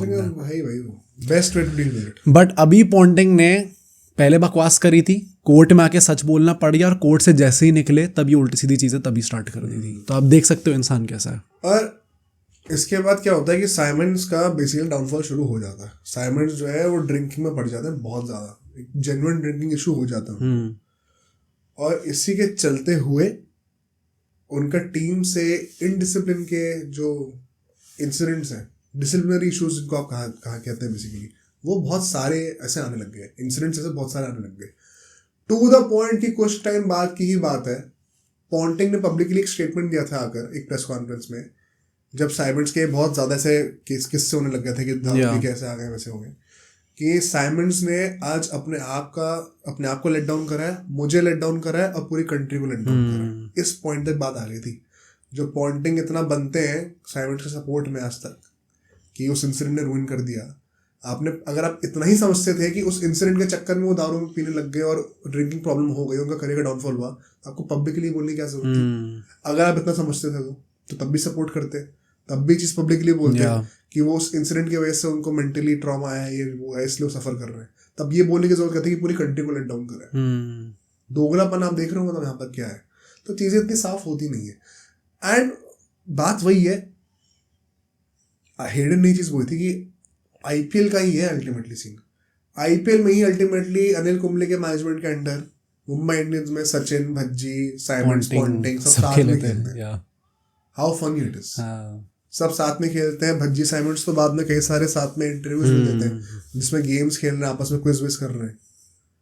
But at the same point of time Symonds ये भी कह रहे हैं कि मुझे लगता है कि भज्जी ने वो मंकी शब्द बोला और उसी चक्कर में मेरा करियर बर्बाद हो गया। तो भाई मत खेलो फिर आईपीएल। हमने एक पॉडकास्ट था जिसमें हमने 5-6 कॉन्ट्रोवर्सीज कर गई थी क्रिकेट, उसमें हमने बहुत शॉर्ट में ये पूरा इंसिडेंट डिस्कस किया था। एंड मैं रेफरेंस पॉइंट के लिए उस टाइम पे कमेंट्स पढ़ रहा था कि क्या इनपुट्स थे ऑडियंस के। उसमें एक कमेंट ये था कि हम क्या ही कॉल आउट करें साइमंड्स को, क्या पता उनको पैसों की ज़रूरत हो, लाइवलीहुड चाहिए था, ये चाहिए था। पहली बात, there was no question of livelihood issues on Symonds at that point of time. ठीक है, मैंने पूरी रिसर्च करी है अभी जाकर, ऐसा कोई इशू था नहीं। आईपीएल में वो खेलना इसलिए था क्योंकि उनको ये प्रूफ करना था कि मैं ऑस्ट्रेलियन T20 टीम में अभी भी वापस आ सकता हूँ। तो जो मोटिव था आईपीएल खेलने का वो प्योरली सेल्फिश था एंड करियर ओरिएंटेड था। मॉनेटरी इन्वॉल्वमेंट कुछ भी नहीं था यहाँ पे। वो 4-5 करोड़ में बिके, वो सब सही बात है, उनको बहुत पैसे मिले जो कि ऑस्ट्रेलियन कॉन्ट्रैक्ट में नहीं होते। मोटिव था to give a slap on all those statements जो कि ऑस्ट्रेलियन क्रिकेट बोर्ड ने निकाले और प्लेयर्स ने निकाले कि मैं I am not good enough to play for the Australian cricket team. Purpose IPL खेलने का वो था। एंड अगर आपका वो पर्पस है तो फाइन, बट अगर आपको लगता है कि एक इंसिडेंट जो आप जेन्युइनली दिल में बिलीव करते हो कि मेरे साथ गलत हुआ है, इतना कि मेरा करियर रुइन हो गया है, कि मेरी लाइफ रुइन हो रही है, इतना स्ट्रांगली बिलीव करते हो, then don't associate yourself with those players. मुझे तो ये चीज़ नहीं समझ में आती। आप प्रोफेशनल पर्सनल लाइफ को अलग रखते हो, बट यहाँ पे प्रोफेशनल लाइफ में ही आपके साथ इंसिडेंट हुआ है, तो उसको आप कैसे जाके या तो रिकंसाइल कर लो। आप खेल भी लो, फिर आप उनके पीठ पीछे ही बोल रहे हो कि नहीं मैं तो पक्का इन्होंने बोला था, मैं तो स्कार्ड हूँ। मुझे समझ में नहीं आता। प्लस अगर ऐसा इंसिडेंट हुआ जिसने आपका पूरा करियर डिरेल कर दिया, एक तरीके से लाइफ आपकी एकदम गलत चली गई उसके बाद से, मुझे लगता है मुंबई में खेलना पड़ा या खेला, जो भी रीज़न होगा, ठीक है, मान ली वो चीज़। बट अगर आप अल्टीमेटली अलग से आके इंटरव्यूज़ कर रहे हो हरभजन सिंह के साथ, गेम्स खेल रहे हो, हंसी मजाक कर रहे हो, तो फिर तो मतलब भाई आपके मन में क्या पता, शायद आपको खुद भी डाउट है कि एग्जैक्टली हुआ था या नहीं हुआ था।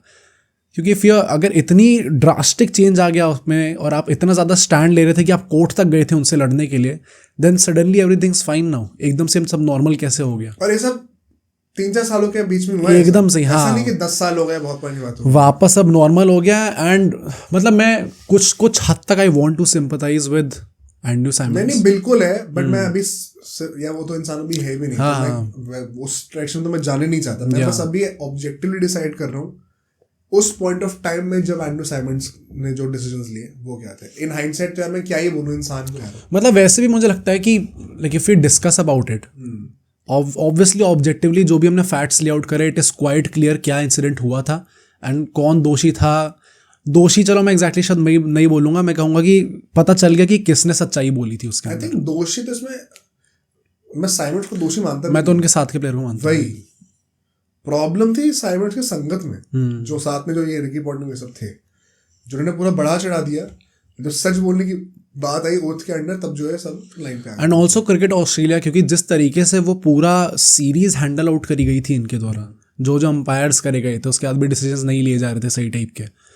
भाई यू आर पुशिंग इंडिया एकदम एज तक आप ले आए थे, और उसके बाद they had to fight back, जो कि अल्टीमेटली उन्होंने करा और दिखा दिया कि भाई आप किस प्लेस पे हो तुम लोग, और फ्यूचर में क्या होने वाला आगे जाके तुम्हारे साथ।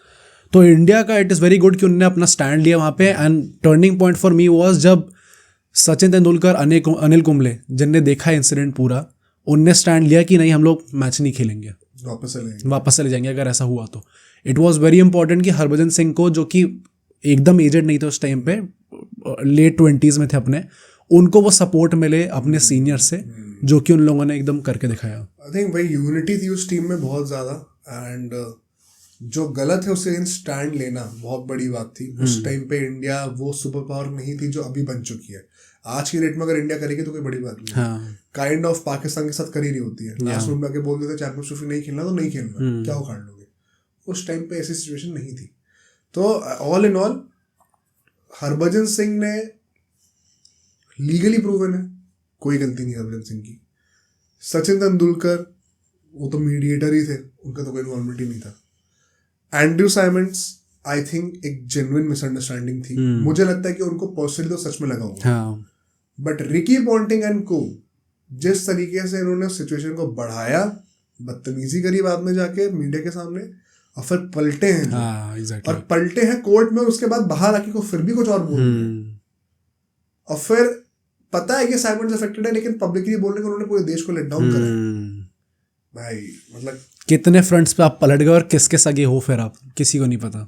इसीलिए मैंने इस पूरे सेगमेंट का नाम रखा था एक्सपोजिंग द इम्पोस्टर, क्योंकि इम्पोस्टर इसमें है ऑस्ट्रेलियन टीम में, और वो वही लोग थे। एंड तभी अभी जब वही है। विराट कोहली वाले इंसिडेंट पे रिकी पॉन्टिंग आके ज्ञान दे रहे थे about morality and what you should do as a senior, तो it was very important for us as content creators to make a podcast on this topic कि भाई अगर ये लोग हमें मोरालिटी का ज्ञान देंगे और हम लोग यंग जनरेशन अगर सुन लेंगे इन लोगों को, तो फिर तो हमसे बड़ा गधा कोई नहीं होगा। हम लोग को पहले हमारे हिस्ट्री में क्या हुआ उनकी कहानियां जानना जरूरी है, तभी हम ऑब्जेक्टिवली डिसाइड कर पाएंगे कि फ्यूचर में क्या होना चाहिए और नैरेटिव कैसा होना चाहिए।